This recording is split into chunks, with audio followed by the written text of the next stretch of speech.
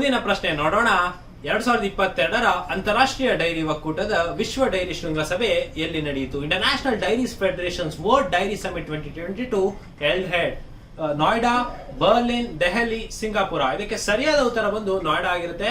ಸ್ನೇಹಿತರೆ, ಏನಂತ ಹೇಳಿದ್ರೆ ಈ ವರ್ಲ್ಡ್ ಡೈರಿ ಸಮಿಟ್ ಅಥವಾ ವಿಶ್ವ ಡೈರಿ ಶೃಂಗಸಭೆ ಅಥವಾ ಸಮ್ಮೇಳನ ಅಂತ ಏನ್ ಕರಿತೇವೆ, ಸೊ ಇದು ನೋಯ್ಡಾದಲ್ಲಿ ನಡೆದಿದೆ. ಸೊ ಇದಕ್ಕೆ ಪ್ರಧಾನಿ ನರೇಂದ್ರ ಮೋದಿ ಅವರು ಚಾಲನೆ ನೀಡಿದ್ದಾರೆ. ಸೊ ಇದರಿಂದ ಡೈರಿ ಒಕ್ಕೂಟ ಏನು 1903 ಸ್ಥಾಪನೆ ಆಗಿತ್ತು, ಅಂತಾರಾಷ್ಟ್ರೀಯ ಡೈರಿ ಒಕ್ಕೂಟ. ಸೊ ಅದರ ಹೆಡ್ ಕ್ವಾರ್ಟರ್ಸ್ ಬೆಲ್ಜಿಯಂನ ಬ್ರಸೆಲ್ಸ್ ನಲ್ಲಿ ಇದೆ. ಸೊ ಅದರ ಒಂದು ಸಮ್ಮಿಟ್ ಈಗ ಭಾರತದಲ್ಲಿ ನಡೆದಿದೆ. ಇದ್ರ ಬಗ್ಗೆ ನಿಮ್ಗೆ ಮಾಹಿತಿ ಇರಲಿ ಅಂತ ಹೇಳ್ತಾ ಮುಂದಿನ ಪ್ರಶ್ನೆ ನೋಡೋಣ. ಮುಂದಿನ ಪ್ರಶ್ನೆ, ತೀಸ್ತಾ ನದಿಯ ಭಾರತದಿಂದ ಯಾವ ದೇಶಕ್ಕೆ ಹರಿಯುತ್ತದೆ? Teesta river flows from India to which country ಅಂತ ಹೇಳ್ಬಿಟ್ಟು option A Pakistan, B Bangladesh, C Sri Lanka, D Myanmar.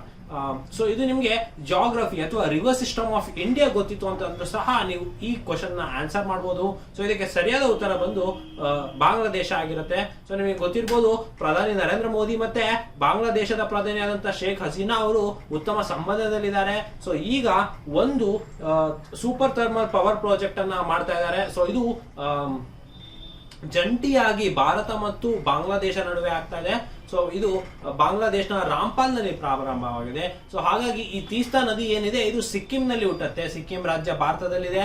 So ಇದ್ರ ಬಗ್ಗೆ ನಿಮ್ಗೆ ತಿಳಿದಿರ್ಲಿ, ಇದು ನಮ್ಮ ಭಾರತದ ಇಂಟರ್ನ್ಯಾಷನಲ್ ರಿಲೇಷನ್ಸ್ ಆಗಿರ್ಬೋದು, ಸೊ ಅಥವಾ ಈ ಜಿಯೋಗ್ರಫಿಯ ತೀಸ್ತಾ ರಿವರ್ ಬಗ್ಗೆ ಆಗಿರ್ಬೋದು. ಸೊ ಎರಡು ಲಿಂಕ್ಡ್ ಆಗಿರುವಂತಹ ಒಂದು ಪ್ರಶ್ನೆ ಇದಾಗಿದೆ. ಸೊ ಮುಂದಿನ ಪ್ರಶ್ನೆನ ನೋಡೋಣ. ಮುಂದಿನ ಪ್ರಶ್ನೆ, ಚಾಂದಿಪುರ ಯಾವ ರಾಜ್ಯದಲ್ಲಿದೆ? So Chandipur is located in which state ಅಂತ ಹೇಳ್ಬಿಟ್ಟು ರಾಜಸ್ಥಾನ್, ಗೋವಾ, ಒಡಿಸ್ಸಾ ಮತ್ತೆ ಕೇರಳ. ಸೊ ನಿಮ್ಗೆ ಈ ಹೆಸರು ಕೇಳಿದ ತಕ್ಷಣ ನಿಮ್ಗೆ ಫ್ಲಾಶ್ ಆಗ್ಬೇಕಾಗಿರೋದು ಏನಂತ ಹೇಳಿದ್ರೆ, ನಮ್ಮ ಭಾರತದಲ್ಲಿ ಈ ಮಿಸೈಲ್ ಟೆಸ್ಟಿಂಗ್ ಅಥವಾ ರಾಕೆಟ್ ಟೆಸ್ಟಿಂಗ್ ಏನಿದೆ, ಸೊ ಅದನ್ನ ಇಂಟಿಗ್ರೇಟೆಡ್ ಟೆಸ್ಟಿಂಗ್ ರೇಂಜ್ ಅಂತ ಹೇಳ್ಬಿಟ್ಟು ಒಂದಿದೆ, ಅದು ಒಡಿಶಾದಲ್ಲಿದೆ. ಸೊ ಒಡಿಶಾ ಕೋಸ್ಟ್ ಅಲ್ಲಿ ಅಬ್ದುಲ್ ಕಲಾಂ ಐಲ್ಯಾಂಡ್ ಅಂತ ಕೂಡ ಒಂದನ್ನ ಮಾಡಿದ್ದಾರೆ. ಸೊ ಇದರಲ್ಲಿ ಮಾಡ್ತಾರೆ. ಸೊ ಚಾಂದಿಪುರ ಆ ನಿಟ್ಟಿನಲ್ಲಿ ಹೆಸರು ಕಂಡು ಬರುತ್ತೆ. ಸೊ ಹಾಗಾಗಿ ಇದಕ್ಕೆ ಉತ್ತರ ಒಡಿಶಾ ಆಗಿರುತ್ತೆ. ಸೊ ಇದರಲ್ಲಿ ಹಲವಾರು ಕ್ಷಿಪಣಿಗಳಾಗಿರ್ಬೋದು ಅಥವಾ ರಾಕೆಟ್ ಗಳನ್ನಾಗಿರ್ಬೋದು ಇಲ್ಲಿ ಟೆಸ್ಟ್ ಅನ್ನ ಮಾಡಲಾಗುತ್ತೆ. ಸೊ ಇದ್ರ ಬಗ್ಗೆ ನಿಮ್ಗೆ ತಿಳಿದಿರ್ಲಿ, ಇದು ಆಗಾಗ ಸುದ್ದಿಯಲ್ಲಿ ಇರುತ್ತೆ. ಸೊ ಇದ್ರ ಬಗ್ಗೆ ತಿಳಿದಿರ್ಲಿ ಅಂತ ಹೇಳ್ತಾ ಮುಂದಿನ ಪ್ರಶ್ನೆನ ನೋಡೋಣ. ಕೆಳಗಿನ ಯಾವ ಜಿಲ್ಲೆಗಳಲ್ಲಿ ಉಡಾನ್ ಯೋಜನೆಗಳು ಆಯ್ಕೆಯಾಗಿದೆ? Which of the following districts R selected for Udan scheme? Raichur, Hassan, Kolar, ಮೇಲಿನ ಎಲ್ಲವು. ನೋಡಿ, ಈ ಉಡಾನ್ ಸ್ಕೀಮ್ ಅನ್ನೋದೇನಿದೆ, ಸೊ ಇದು ಭಾರತದಲ್ಲಿರುವಂತಹ ವಿಮಾನಯಾನ ಸಂಪರ್ಕವನ್ನ ಹೆಚ್ಚಿಸಲು ಮತ್ತೆ ಮಾಧ್ಯಮ ವರ್ಗದ ಜನರಿಗೂ ಕೂಡ ವಿಮಾನವನ್ನ ಪ್ರಯಾಣಿಸಲು ಆಗುವಂತಹ ಒಂದು ಚಿಕ್ಕ ಚಿಕ್ಕ ಊರಲ್ಲಿ ಸಹ ಒಂದು ವಿಮಾನ ನಿಲ್ದಾಣವನ್ನ ಮಾಡ್ತಿದ್ದಾರೆ. ಸೊ ನಮ್ಮ ಶಿವಮೊಗ್ಗದಲ್ಲಿ ಕೂಡ ವಿಮಾನ ನಿಲ್ದಾಣ ಆಗ್ತಾ ಇದೆ. ಸೊ ಈಗ ಉಡಾನ್ ಯೋಜನೆ ಅಡಿ ಕರ್ನಾಟಕದ ಎಷ್ಟು ಊರುಗಳು ಸೆಲೆಕ್ಟ್ ಆಗಿದಾವೆ ಅಂತ ಹೇಳಿದ್ರೆ 3 ಆಗಿದಾವೆ. ಸೊ ಹಾಗಾಗಿ ಇದಕ್ಕೆ ಸರಿಯಾದ ಉತ್ತರ ಏನಾಗಿರುತ್ತೆ? ಮೇಲಿನ ಎಲ್ಲವೂ ಆಗಿರುತ್ತೆ. ಸೊ ರಾಯಚೂರು, ಹಾಸನ ಮತ್ತೆ Kolar Udan scheme under consider ಮಾಡುತ್ತಾರೆ. ಅವರು ಪಟ್ಟಿ ಮಾಡಿರುವ 54 ಅರ್ಹ ದೇಶದ ನಗರಗಳಲ್ಲಿ ಸೊ ಕರ್ನಾಟಕದ ಈ 3 ನಗರಗಳು ಕೂಡ ಇದೆ ಅಂತ ಹೇಳ್ಬಿಟ್ಟು ನೀವು ತಿಳ್ಕೊಬೇಕಾಗುತ್ತೆ. ಸೊ ಮುಂದಿನ ಪ್ರಶ್ನೆ ನೋಡೋಣ. ಮುಂದಿನ ಪ್ರಶ್ನೆ, ವಿಶ್ವ ಇವಿ ದಿನವನ್ನ ಯಾವಾಗ ಆಚರಿಸಲಾಗುತ್ತೆ? So world EV day is celebrated on. ನಾನು ನಿಮ್ಗೆ ಹೇಳ್ತಾ ಇದ್ದೆ, ಸೊ ಡೇಸ್ ಮತ್ತೆ ಅದರ ವಿಶೇಷತೆ ಬಗ್ಗೆ ಹಲವಾರು ಪ್ರಶ್ನೆ ಬರುತ್ತೆ. So September 9, August 9, September 10, November 9. So ಯಾವಾಗ ನಿಮ್ಗೆ ವರ್ಲ್ಡ್ ಇವಿ ಡೇ ಅನ್ನ ಸೆಲೆಬ್ರೇಟ್ ಮಾಡ್ತಾರೆ ಅನ್ನೋದಾದ್ರೆ, ಸೊ ಅದಕ್ಕೆ ಸರಿಯಾದ ಉತ್ತರ ಬಂದು ಸೆಪ್ಟೆಂಬರ್ 9 ಆಗಿರುತ್ತೆ. ಸೊ ಸೆಪ್ಟೆಂಬರ್ 9ರಂದು ವಿಶ್ವ ಇವಿ ದಿನ, ವರ್ಲ್ಡ್ ಇವಿ ಡೇ ಅಂತ ಮಾಡ್ತಾರೆ. ಸೊ ಇದರಿಂದ ಇವಿ ಅಥವಾ ಈ ಮೊಬೈಲಿಟಿ ಏನಿದೆ, ಸೊ ಅದರ ಮಹತ್ವವನ್ನ ತಿಳಿ ಹೇಳಲು ಮತ್ತೆ ಜನರಿಗೆ ಜಾಗೃತಿಯನ್ನ ಮೂಡಿಸಲು ಈ ದಿನವನ್ನ ಆಚರಿಸಲಾಗುತ್ತೆ. ಸೊ ಇದರಿಂದ ಒಂದು ಸಸ್ಟೈನಬಲ್ ಟ್ರಾನ್ಸ್ಪೋರ್ಟೇಷನ್ ಫೆಸಿಲಿಟಿ ನಮಗೆ ಸಿಗತ್ತೆ. ಸೊ ಯಾಕಂತ ಹೇಳಿದ್ರೆ ಈಗ ಫಾಸಿಲ್ ಫ್ಯೂಲ್ಸ್ ಬೇಸ್ಡ್ ನಾವೇನ್ ಫ್ಯೂಯಲ್ ನಾವು ಯೂಸ್ ಮಾಡ್ತಾ ಇದೀವಿ ವೆಹಿಕಲ್ಸ್ ಅಲ್ಲಿ, ಸೊ ಈಗ ಪೆಟ್ರೋಲ್ ಫ್ಯೂಯಲ್ ಪ್ರೈಸಸ್ ಹೈಕ್ ಆಗಿರೋದು ಮತ್ತೆ ಇನ್ನು ನೆಕ್ಸ್ಟ್ ದಶಕದಲ್ಲಿ ನಾವು ಫಾಸಿಲ್ ಫ್ಯೂಯಲ್ಸ್ ಮೇಲೆ ಡಿಪೆಂಡ್ ಆಗಕ್ಕಾಗೋದಿಲ್ಲ. ಸೊ ಹಾಗಾಗಿ ಈ ರಿನ್ಯೂವೇಬಲ್ ಎನರ್ಜಿ ಮೇಲೆ ನಾವು ಜಾಸ್ತಿ ಹೆಚ್ಚು ಒತ್ತನ್ನು ನೀಡಬೇಕಾಗತ್ತೆ. ಸೊ ಹಾಗಾಗಿ ಈ ಫ್ಯೂಯಲ್ ಸೆಲ್ಸ್ ಅಥವಾ ಈ chemical reaction based fuel cells ಏನಿರುತ್ತೆ, ಸೊ ಅದ್ರ ಮೇಲೆ ಎಲೆಕ್ಟ್ರಿಕಲ್ ವೆಹಿಕಲ್ ನ ಬ್ಯಾಟರಿ ರಿಲೇಟೆಡ್ ನ ಮಾಡಿರ್ತಾರೆ. ಸೊ ಈ ಇವಿ ಡೇ ಅನ್ನ ಇದರಿಂದ ಉಪಯೋಗಿಸ್ತಾರೆ. ಸೆಪ್ಟೆಂಬರ್ 9 ನಿಮಗೆ ತಿಳಿದಿರ್ಲಿ. ಮುಂದಿನ ಪ್ರಶ್ನೆನ ನೋಡೋಣ. ಮುಂದಿನ ಪ್ರಶ್ನೆ, ಕಳಿಂಗ ಕ್ರೀಡಾಂಗಣ ಯಾವ ರಾಜ್ಯದಲ್ಲಿದೆ? Kalinga stadium is located in Odisha, Madhya Pradesh, Uttar Pradesh, Bihar. ನೋಡಿ, ಕಳಿಂಗ ಸ್ಟೇಡಿಯಂ ಅನ್ನೋದೇನಿದೆ ಇದು ಯಾವ ಸ್ಟೇಟ್ ನಲ್ಲಿ ಇದೆ ಅಂತ ಹೇಳ್ಬಿಟ್ಟು ಕೇಳಲಾಗ್ತಾ ಇದೆ. ಸೊ ಇದಕ್ಕೆ ಸರಿಯಾದ ಉತ್ತರ ಬಂದು ಒಡಿಶಾ ಆಗಿರುತ್ತೆ. ಇನ್ನು 2023ರ ಪುರುಷರ ಹಾಕಿ ವಿಶ್ವಕಪ್ ಅನ್ನ ಒಡಿಶಾದ ಭುವನೇಶ್ವರ್ ಕಳಿಂಗ ಸ್ಟೇಡಿಯಂ ಅಲ್ಲಿ ಮಾಡಲಾಗಿತ್ತು, ಮತ್ತೆ ರೂರ್ಕೆಲಾದ ಬಿರ್ಸಾ ಮುಂಡಾ ಕ್ರೀಡಾಂಗಣದಲ್ಲಿ ಕೂಡ ನಡೆಯಲಿತ್ತು. ಸೊ ಹಾಗಾಗಿ 2023 ಈ ವರ್ಲ್ಡ್ ಹಾಕಿ ಚಾಂಪಿಯನ್ಶಿಪ್ ಏನಿದೆ, ಸೊ ಹಾಗಾಗಿ ಈ ಕಳಿಂಗ ಸ್ಟೇಡಿಯಂ ಸುದ್ದಿಯಲ್ಲಿದೆ. ಸೊ ಇದು ಎಲ್ಲಿದೆ ಅಂತ ಹೇಳಿದ್ರೆ ಒರಿಸ್ಸಾದ ಭುವನೇಶ್ವರ್ನ ಕಳಿಂಗ ಸ್ಟೇಡಿಯಂ ನಲ್ಲಿ ಇದು ನಡೆಯುತ್ತೆ. ಸೊ ಇದು ಬಗ್ಗೆ ತಿಳಿದಿರಲಿ ಅಂತ ಹೇಳ್ತಾ ಮುಂದಿನ ಪ್ರಶ್ನೆನ ನೋಡೋಣ. ರಾಷ್ಟ್ರೀಯ ಅರಣ್ಯ ಹುತಾತ್ಮರ ದಿನವನ್ನ ಯಾವಾಗ ಆಚರಿಸಲಾಗ್ತದೆ? It is the national parties day celebrated ಅಂತ ಹೇಳ್ಬಿಟ್ಟು ಸೆಪ್ಟೆಂಬರ್ 10, 12, 11, 14. ಸರಿಯಾದ ಉತ್ತರ ಸೆಪ್ಟೆಂಬರ್ 11 ಆಗಿರುತ್ತೆ. ಸೊ ನೋಡಿ, ಇಲ್ಲೊಂದು ಚಿಕ್ಕ ಒಂದು ಬದಲಾವಣೆ ಇದೆ. ಏನಂತ ಹೇಳಿದ್ರೆ ಪ್ರತಿ ವರ್ಷ ನವೆಂಬರ್ 11ಕ್ಕೆ ಕರ್ನಾಟಕದಲ್ಲಿ ಪಿ ಶ್ರೀನಿವಾಸ್ ಸ್ಮರಣಾರ್ಥ ಅರಣ್ಯ ಹುತಾತ್ಮರ ದಿನವನ್ನ ಪ್ರಾರಂಭಿಸಿತ್ತು.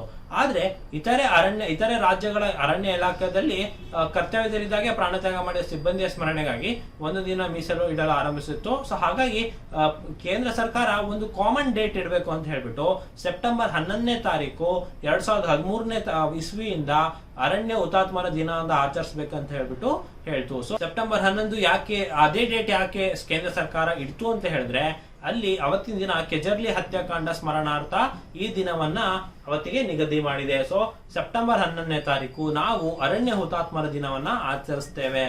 ಇದ್ರ ಬಗ್ಗೆ ತಿಳಿದಿರ್ಲಿ. ಇದಕ್ಕಿಂತ ಮುಂದಿನ ಪ್ರಶ್ನೆ ನೋಡೋಣ. 2022ರ ಏಷ್ಯಾ ಕಪ್ ಕ್ರಿಕೆಟ್ ಅನ್ನ ಗೆದ್ದ ದೇಶ ಯಾವುದು?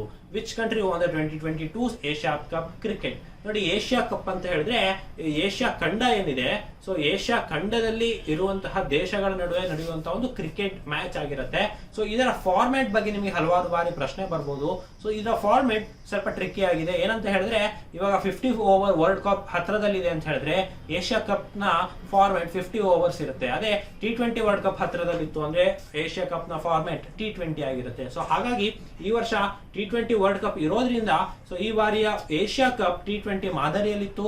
ಸೊ ಇದರಲ್ಲಿ ಭಾರತ ಕೂಡ ಭಾಗವಹಿಸಿತ್ತು. ಆದರೆ ಇದನ್ನ ಗೆದ್ದೋರು ಯಾರು ಅಂತ ಹೇಳ್ಬಿಟ್ಟು ನೀವು ನೋಡೋದಾದ್ರೆ ಆಪ್ಷನ್ಸ್ ಭಾರತ, ಶ್ರೀಲಂಕಾ, ಪಾಕಿಸ್ತಾನ, ಅಫ್ಘಾನಿಸ್ತಾನ ಇದೆ. ಸೊ ಇದಕ್ಕೆ ಸರಿಯಾದ ಉತ್ತರ ಶ್ರೀಲಂಕಾ ಇರುತ್ತೆ. ಸೊ ನಿಮ್ಗೆ ಗೊತ್ತಿರ್ಬೋದು, ಈ ಬಾರಿ UAE ನಲ್ಲಿ ನಿಮ್ಗೆ ಏಷ್ಯಾ ಕಪ್ ನಡೆದಿತ್ತು, ಶ್ರೀಲಂಕಾ ಗೆದ್ದಿತ್ತು. ಬಟ್ ಶ್ರೀಲಂಕಾ ವರ್ಲ್ಡ್ ಕಪ್ ಗೆ ಕ್ವಾಲಿಫೈ ಆಗಬೇಕಿತ್ತು ಅಂದ್ರೆ ಕ್ವಾಲಿಫೈಯರ್ಸ್ ನ ಕೂಡ ಆಡಬೇಕಿತ್ತು, ವೆಸ್ಟ್ ಇಂಡೀಸ್ ಸಹ. ಸೊ ಇದ್ರ ಬಗ್ಗೆ ತಿಳಿದಿರಲಿ ಅಂತ ಹೇಳ್ತಾ ಮುಂದಿನ ಪ್ರಶ್ನೆನ ನೋಡೋಣ. ಕಾರ್ಲೋಸ್ ಅಲ್ಕರಾಜ್ ರವರು ಯಾವ ಕ್ರೀಡೆಗೆ ಸಂಬಂಧಿಸಿದ್ದಾರೆ? Carlos Alcaraz is associated with which sports? Cricket, badminton, tennis, football? ಇದಕ್ಕೆ ಸರಿಯಾದ ಉತ್ತರ ಟೆನ್ನಿಸ್ ಆಗಿರುತ್ತೆ. ಸೊ ಸ್ಪೇನ್ ನ 19 ವರ್ಷದ ಈ ಕಾರ್ಲೋಸ್ ಸ್ಪೇನ್ ದೇಶದವರು. ಸೊ ಇವರು ಕಾರ್ಲೋಸ್ ಅನ್ನೋರು ಇವರು American open grand slam tennis ಟೂರ್ನಿಯ ಪುರುಷರ ಸಿಂಗಲ್ಸ್ ವಿಭಾಗದಲ್ಲಿ ಗೆದ್ದಿದ್ದಾರೆ. ಸೊ ಇದ್ರ ಬಗ್ಗೆ ನಿಮ್ಗೆ ತಿಳಿದಿರ್ಲಿ. ಇನ್ನು ವಿಶ್ವ ರ್ಯಾಂಕಿಂಗ್ ನಲ್ಲಿ ಅಗ್ರಸ್ಥಾನ ಪಡೆದ ಕಿರಿಯ ಆಟಗಾರ ಅಂತ ಹೇಳ್ಬಿಟ್ಟು ಕೂಡ ಗುರುತಿಸ್ಕೊಂಡಿದ್ದಾರೆ. ಯಾಕಂದ್ರೆ ಇವ್ರಿಗಿನ್ನು ವಯಸ್ಸು ಕೇವಲ 19 ಸ್ನೇಹಿತರೆ. ಸೊ 19ನೇ ವಯಸ್ಸಿಗೆ ವಿಶ್ವ ರ್ಯಾಂಕಿಂಗ್ ನಲ್ಲಿ ಅಗ್ರಸ್ಥಾನವನ್ನ ಪಡೆದಿದ್ದಾರೆ. ಸೊ ಇದ್ರ ಬಗ್ಗೆ ತಿಳಿದಿರ್ಲಿ ಅಂತ ಹೇಳ್ತಾ ಮುಂದಿನ ಪ್ರಶ್ನೆನ ನೋಡೋಣ. ಮುಂದಿನ ಪ್ರಶ್ನೆ, ಯಾವ ಕ್ರಿಕೆಟಿಗ ಟ್ವಿಟರ್ ನಲ್ಲಿ ಅತಿ ಹೆಚ್ಚು ಹಿಂಬಾಲಕರನ್ನ ಹೊಂದಿದ್ದಾರೆ? Which cricketer have the highest number of followers on Twitter? Because ಈ ರೀತಿಯಾದಂತಹ ಸುದ್ದಿಗಳು ನಿಮಗೆ ನ್ಯೂಸ್ ಪೇಪರ್ ಅಲ್ಲಿ ಕಂಡು ಬರುತ್ತೆ. ಇದಕ್ಕೆ ಸರಿಯಾದ ಉತ್ತರ MS Dhoni, AB de Villiers, Virat Kohli, Chris Gayle. ಯಾರಾಗಿರ್ಬೋದು ಸ್ನೇಹಿತರೆ? ನಿಮ್ಗೆ ಉತ್ತರ ಗೊತ್ತಿದ್ರೆ ಕಮೆಂಟ್ ಸೆಕ್ಷನ್ ಅಲ್ಲಿ ತಿಳಿಸಬಹುದು. ಇದಕ್ಕೆ ಸರಿಯಾದ ಉತ್ತರ ವಿರಾಟ್ ಕೊಹ್ಲಿ ಆಗಿರ್ತಾರೆ ಸ್ನೇಹಿತರೆ. ಸೊ ವಿರಾಟ್ ಕೊಹ್ಲಿ ಕಳೆದ 3 ವರ್ಷಗಳಿಂದ ಉತ್ತಮ ಬ್ಯಾಟಿಂಗ್ ಇಲ್ಲವಾದರೂ ಅವರು ಅಂದಾಜು ಒಂದು ಏಷ್ಯಾ ಕಪ್ ಟೂರ್ನಿಮೆಂಟ್ ಆದ್ರೆ ಒಂದು ಶತಕವನ್ನ ಬಾರಿಸ್ತಾರೆ. ಸೊ ಹಾಗಾಗಿ ಟ್ವಿಟರ್ ನಲ್ಲಿ 50 ಮಿಲಿಯನ್ ಫಾಲೋವರ್ಸ್ ನ ಗಳಿಸ್ತಾರೆ. ವಿಶ್ವದ ಮೊಟ್ಟ ಮೊದಲ ಕ್ರಿಕೆಟಿಗ ಅಂತ ಅನ್ಸ್ಕೊಳ್ತಾರೆ. ಈ ದಾಖಲೆ ಇವರದಾಗಿರುತ್ತೆ. ಸೊ ಇವರಿಗೆ ಇದ್ರ ಬಗ್ಗೆ ತಿಳಿದಿರ್ಲಿ ಅಂತ ಹೇಳ್ತಾ ಮುಂದಿನ ಪ್ರಶ್ನೆಯನ್ನ ನೋಡೋಣ. ಮುಂದಿನ ಪ್ರಶ್ನೆ, ವಿಲಿಯಂ ರೂಟೋ ಅವರು ಯಾವ ದೇಶದ ಅಧ್ಯಕ್ಷರಾಗಿದ್ದಾರೆ? William Ruto has elected as a president in which country ಅಂತ ಹೇಳ್ಬಿಟ್ಟು ಉಕ್ರೇನ್, ಕೀನ್ಯಾ, ಕಾಂಗೋ, ನೈಜೀರಿಯಾ? ಹೀಗೆ ಉತ್ತರ ತಿಳಿದಿತ್ತು ಅಂದ್ರೆ ನೀವು ಕಮೆಂಟ್ ಸೆಕ್ಷನ್ ಅಲ್ಲಿ ತಿಳಿಸಬಹುದು. ಇದಕ್ಕೆ ಸರಿಯಾದ ಉತ್ತರ ಬಂದು ಕೀನ್ಯಾ ಆಗಿರುತ್ತೆ. ಇನ್ನು ಕೀನ್ಯಾ ನೂತನ ಅಧ್ಯಕ್ಷರಾಗಿ ವಿಲಿಯಂ ರೂಟೋ ಅವರು ಪ್ರಮಾಣ ವಚನ ಸ್ವೀಕರಿಸ್ತಾರೆ. ಅಲ್ಲಿ ಅಧ್ಯಕ್ಷೀಯ ಚುನಾವಣೆಯಲ್ಲಿ ಆದಂತಹ ವಿರೋಧ ಪಕ್ಷದ ನಾಯಕ ರೈಲಾ ಒಡೆಯಿಂಗಾ ಅವರನ್ನ ವಿರುದ್ಧ ಇವರು ಗೆಲುವನ್ನ ಸಾಧಿಸ್ತಾರೆ. ಕೀನ್ಯಾ ದೇಶ ಏನಿದೆ ಸೊ ಈ ಕೀನ್ಯಾ ದೇಶದ ರಾಜಧಾನಿ ನೈರೋಬಿ ಆಗಿರುತ್ತೆ, ಅದರ ಕರೆನ್ಸಿ ಕೀನ್ಯಾದ ಶಿಲ್ಲಿಂಗ್ ಆಗಿರುತ್ತೆ. ಸೊ ಇದ್ರ ಬಗ್ಗೆ ನಿಮಗೆ ತಿಳಿದಿರ್ಲಿ ಅಂತ ಹೇಳ್ತಾ, ಇದೇ ರೀತಿಯಾದಂತಹ ಮಾಹಿತಿಗೆ ನೀವು ಸ್ಪರ್ಧಾ ಅಶ್ವಮೇಧ ಮ್ಯಾಗಝಿನ್ ಅನ್ನ ನೋಡ್ಕೋಬೇಕಾಗತ್ತೆ. ಸೊ ಮುಂದಿನ ಪ್ರಶ್ನೆನ ನೋಡೋಣ. ಮುಂದಿನ ಪ್ರಶ್ನೆ, ವಿಶ್ವಕವಿ ಸಮ್ಮೇಳನ ಸಂಗಮ್ 2022 ಎಲ್ಲಿ ನಡೆಯಲಿದೆ? So the world poet conference Sangam 2022 held at Bengaluru, Mysuru, Ballari, Mandya. So ಕರ್ನಾಟಕದ ಯಾವ ಜಿಲ್ಲೆಯಲ್ಲಿ ವಿಶ್ವ ಕವಿ ಸಮ್ಮೇಳನ ಸಂಗಮ್ ಅಂತ ಹೇಳ್ಬಿಟ್ಟು ನಡೀತಾ ಇದೆ ಅಂದ್ರೆ ಅದು ಸರಿಯಾದ ಉತ್ತರ ಬಂದು ಬಳ್ಳಾರಿಯಲ್ಲಿ. ಹೌದು ಸ್ನೇಹಿತರೆ, ಬಳ್ಳಾರಿಯ ಅರಿವು ಸಂಸ್ಥೆ ಅಕ್ಟೋಬರ್ 21ರಿಂದ ಅಕ್ಟೋಬರ್ 23ರವರೆಗೆ ಬಳ್ಳಾರಿಯ BITM ಕಾಲೇಜ್ ಸಭಾಂಗಣದಲ್ಲಿ ವಿಶ್ವ ಕವಿ ಸಮ್ಮೇಳನ ಅಥವಾ ಸಂಗಮ್ 2022ನ ಹಮ್ಮಿಕೊಂಡಿದೆ. ರಾಜ್ಯದಲ್ಲಿ ಇದೇ ಮೊದಲ ಬಾರಿಗೆ ಇಂಥದೊಂದು ಮಹತ್ವದ ಒಂದು ಸಮ್ಮೇಳನ ನಡೀತಾ ಇದೆ. ಇದಕ್ಕೆ ಬಳ್ಳಾರಿ ಸಾಕ್ಷಿಯಾಗಿದೆ. ಇದರಲ್ಲಿ 15 ದೇಶದ ವಿಶ್ವ ಪ್ರಸಿದ್ಧ ಕವಿಗಳು ಹಾಗೂ ಹೊರ ರಾಜ್ಯದ 20ಕ್ಕೂ ಹಾಗೂ ರಾಜ್ಯದ 20 ಖ್ಯಾತ ಕವಿಗಳು ಭಾಗವಹಿಸ್ತಾರೆ. ಸೊ ಇದು ವರ್ಲ್ಡ್ ಪೊಯೆಟ್ ಕಾನ್ಫರೆನ್ಸ್ ಅಂತ ಕರಿತೀವಿ. ಇದು ಸಂಗಮ್ 2022 ಬಳ್ಳಾರಿಯಲ್ಲಿ ನಡೆಯುತ್ತೆ ಅಕ್ಟೋಬರ್ ತಿಂಗಳಲ್ಲಿ. ಸೊ ಇದ್ರ ಬಗ್ಗೆ ತಿಳಿದಿರ್ಲಿ. ಮುಂದಿನ ಪ್ರಶ್ನೆ, 2023ರ G20 ಶೃಂಗಸಭೆ ಆತಿಥ್ಯವನ್ನು ಯಾವ ದೇಶ ವಹಿಸಿದೆ? The G20 summits hospitality is taken over by which country ಅಂತ ಹೇಳ್ಬಿಟ್ಟು ಚೀನಾ, ಇಟಲಿ, ಭಾರತ, ಫ್ರಾನ್ಸ್. ನಿಮ್ಗೆ ಗೊತ್ತು, ಇದು ಕಳೆದ 1-2 ತಿಂಗಳಿಂದ ಹಲವು ಬಾರಿ ನಿಮ್ಗೆ ಪತ್ರಿಕೆಯಲ್ಲಿ ನೋಡಿರ್ತೀರಾ. ಇದಕ್ಕೆ ಸರಿಯಾದ ಉತ್ತರ ಭಾರತ. ಯಾಕಂತ ಹೇಳಿದ್ರೆ ಇದು ಭಾರತದ ಜಮ್ಮು ಕಾಶ್ಮೀರದಲ್ಲಿ ಇದನ್ನ ಆಯೋಜಿಸಬೇಕಿತ್ತು ಅಂತ ಹೇಳ್ಬಿಟ್ಟು ಇತ್ತು. ಸೊ ಅದಕ್ಕೆ ಒಂದ್ ಸ್ವಲ್ಪ ಕಾಂಟ್ರವರ್ಸೀಸ್ ಆಗಿತ್ತು. ಸೊ ಹಾಗಾಗಿ ಭಾರತ ಈ ಬಾರಿಯ G20 ಸಮಿಟ್ ಅನ್ನ ಆತಿಥ್ಯವನ್ನ ವಹಿಸಲಿದೆ ಅಂತ ಹೇಳ್ಬಿಟ್ಟು. ಸೊ ಇದ್ರ ಬಗ್ಗೆ ನಿಮಗೆ ತಿಳಿದಿರಲಿ ಅಂತ ಹೇಳ್ತಾ ಮುಂದಿನ ಪ್ರಶ್ನೆನ ನೋಡೋಣ. ಭಾರತದ ಯಾವ ನದಿಯ ಮೇಲೆ ರಬ್ಬರ್ ಡ್ಯಾಮ್ ಅನ್ನು ನಿರ್ಮಿಸಲಾಗಿದೆ?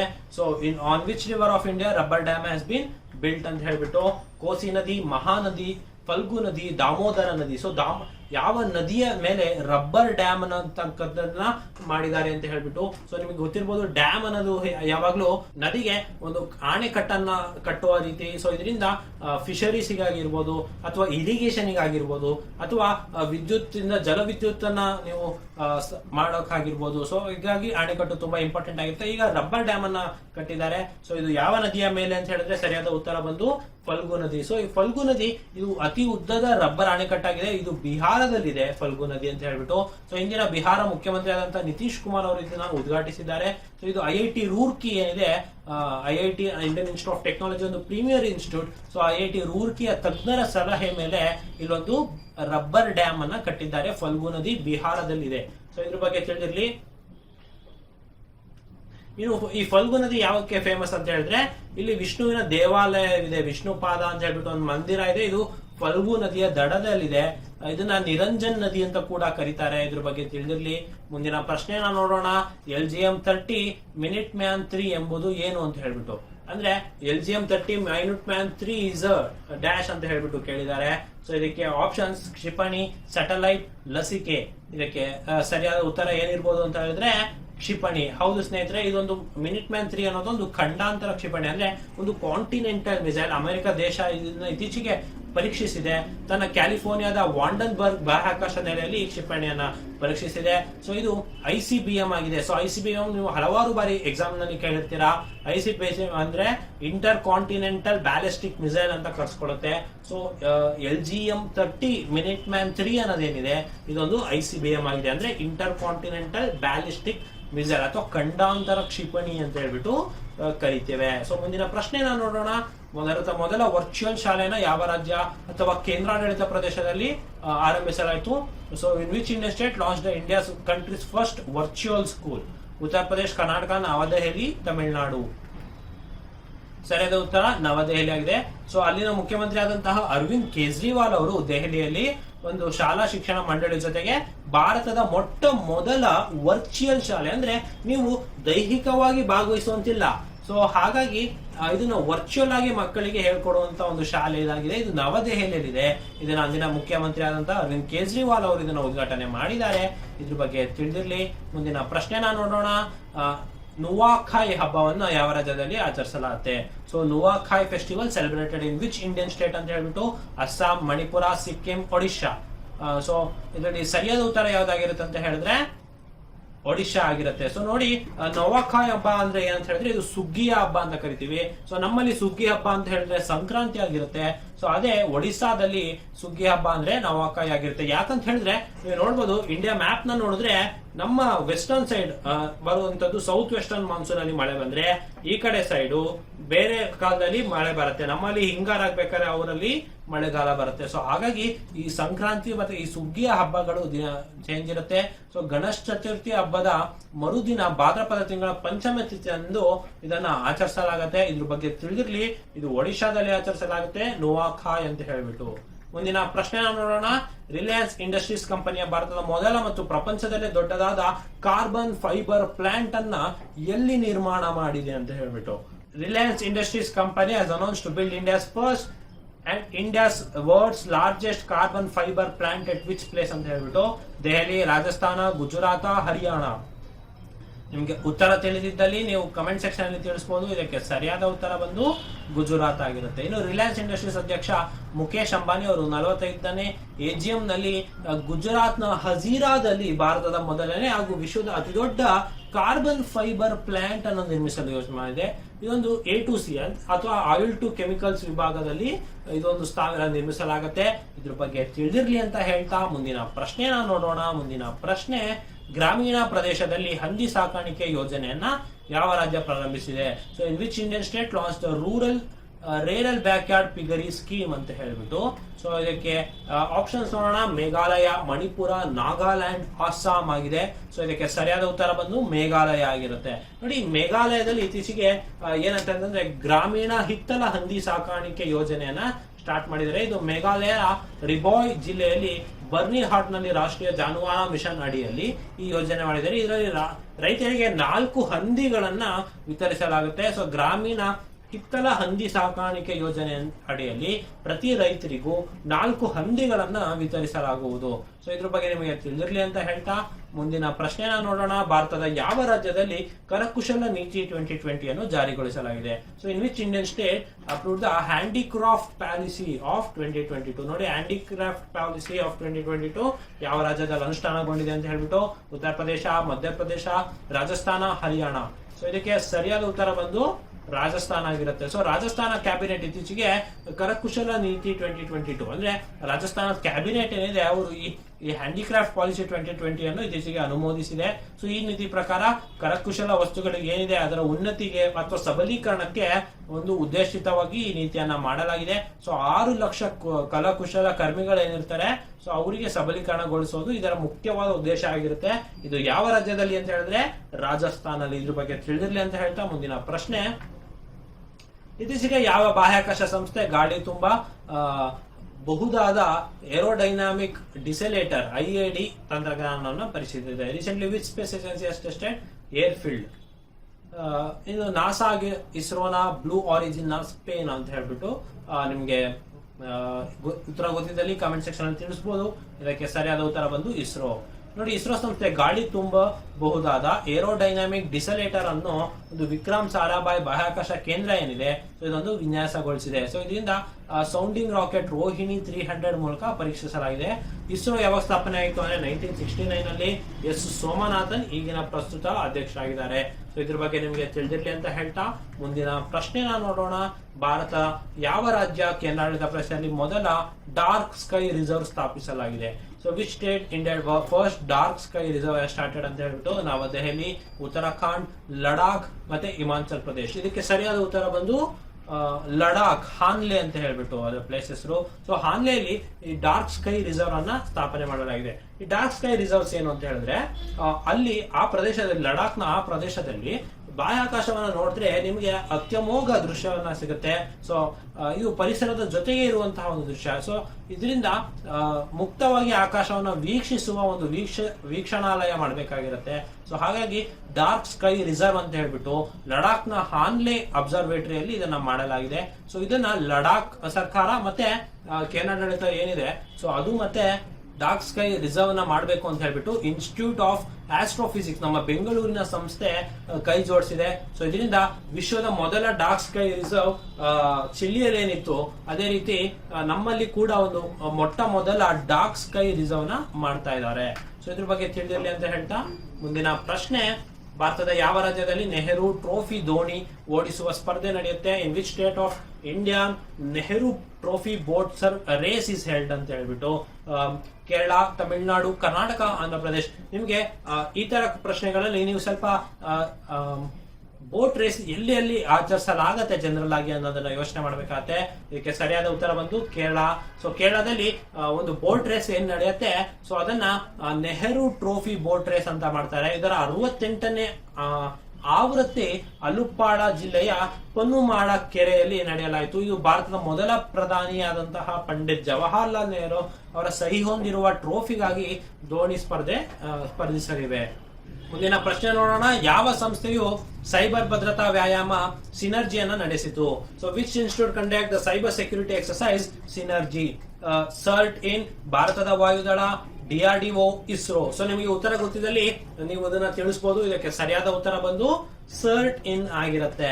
ಸೊ ಎಲೆಕ್ಟ್ರಾನಿಕ್ ಮತ್ತು IT ಸಚಿವಾಲಯದಲ್ಲಿ ಅಡಿ ಬರುವಂತಹ ಸರ್ಟ್ ಇನ್ ಕಂಪ್ಯೂಟರ್ ತುರ್ತು ಪ್ರತಿಕ್ರಿಯೆ ತಂಡ ಏನಿದೆ, ಇದು ಸಿಂಗಾಪುರ ಸೈಬರ್ ಸೆಕ್ಯೂರಿಟಿ ಏಜೆನ್ಸಿ ಸಹಯೋಗದೊಂದಿಗೆ ಸಿನರ್ಜಿ ಅಂತ ಹೇಳ್ಬಿಟ್ಟು ಒಂದು ಸೈಬರ್ ಸೆಕ್ಯೂರಿಟಿ ಎಕ್ಸರ್ಸೈಸ್. ನೋಡಿ, ನೀವು ಇದುವರೆಗೂ ಜಂಟಿ ಮಿಲಿಟರಿ ಕಾರ್ಯಾಚರಣೆ ಅಥವಾ ವ್ಯಾಯಾಮನ ನೋಡಿದ್ರಿ, ಅಥವಾ ನೇವಿ ವ್ಯಾಯಾಮವನ್ನ ನೋಡಿದ್ವಿ.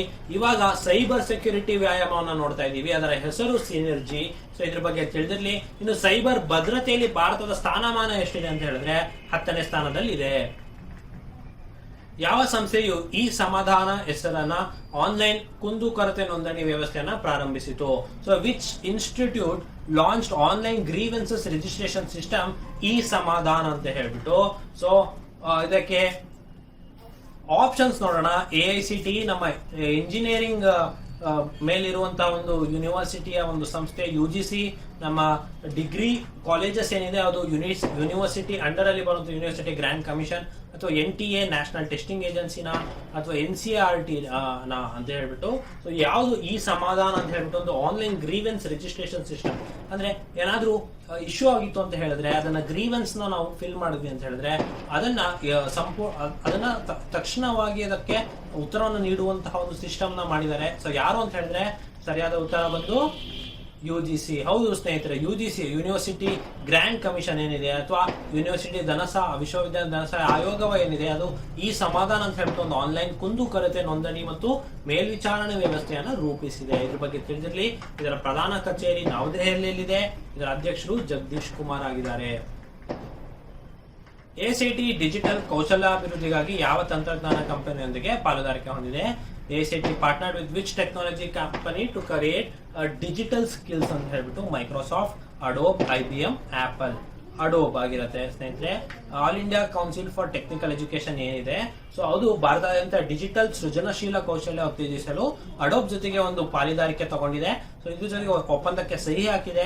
ಇದರಿಂದ 10,000 ಉನ್ನತ ಶಿಕ್ಷಣ ಸಂಸ್ಥೆಗಳಿಗೆ 75,000ಕ್ಕೆ ಹೆಚ್ಚು ಶಿಕ್ಷಕರನ್ನ ಸಬಲೀಕರಣಗೊಳಿಸಿ ಗುರಿಯನ್ನು ಹೊಂದಿದೆ. AICT ಸ್ಥಾಪನೆ 1945ಗೆ ಪ್ರಧಾನ ಕಚೇರಿ ಡೆಲ್ಲಿಯಲ್ಲಿದೆ. ಇದರ ಅಧ್ಯಕ್ಷ ಅನಿಲ್ ಸಹಸ್ರಬುಧೆ. ಇದು ತಾಂತ್ರಿಕ ಶಿಕ್ಷಣಕ್ಕಾಗಿರುವಂತಹ ಉನ್ನತ ಮಟ್ಟದ ರಾಷ್ಟ್ರೀಯ ಮಂಡಳಿ ಇದಾಗಿದೆ. ಇದ್ರ ಬಗ್ಗೆ ತಿಳಿದಿರಲಿ. ಇನ್ನು ಧರ್ಮಶಾಲಾದಲ್ಲಿ ಟಿಬೇಟಿಯನ್ ಪ್ರಜಾಪ್ರಭುತ್ವ ದಿನವನ್ನು ಆಚರಿಸಲಾಗುತ್ತದೆ.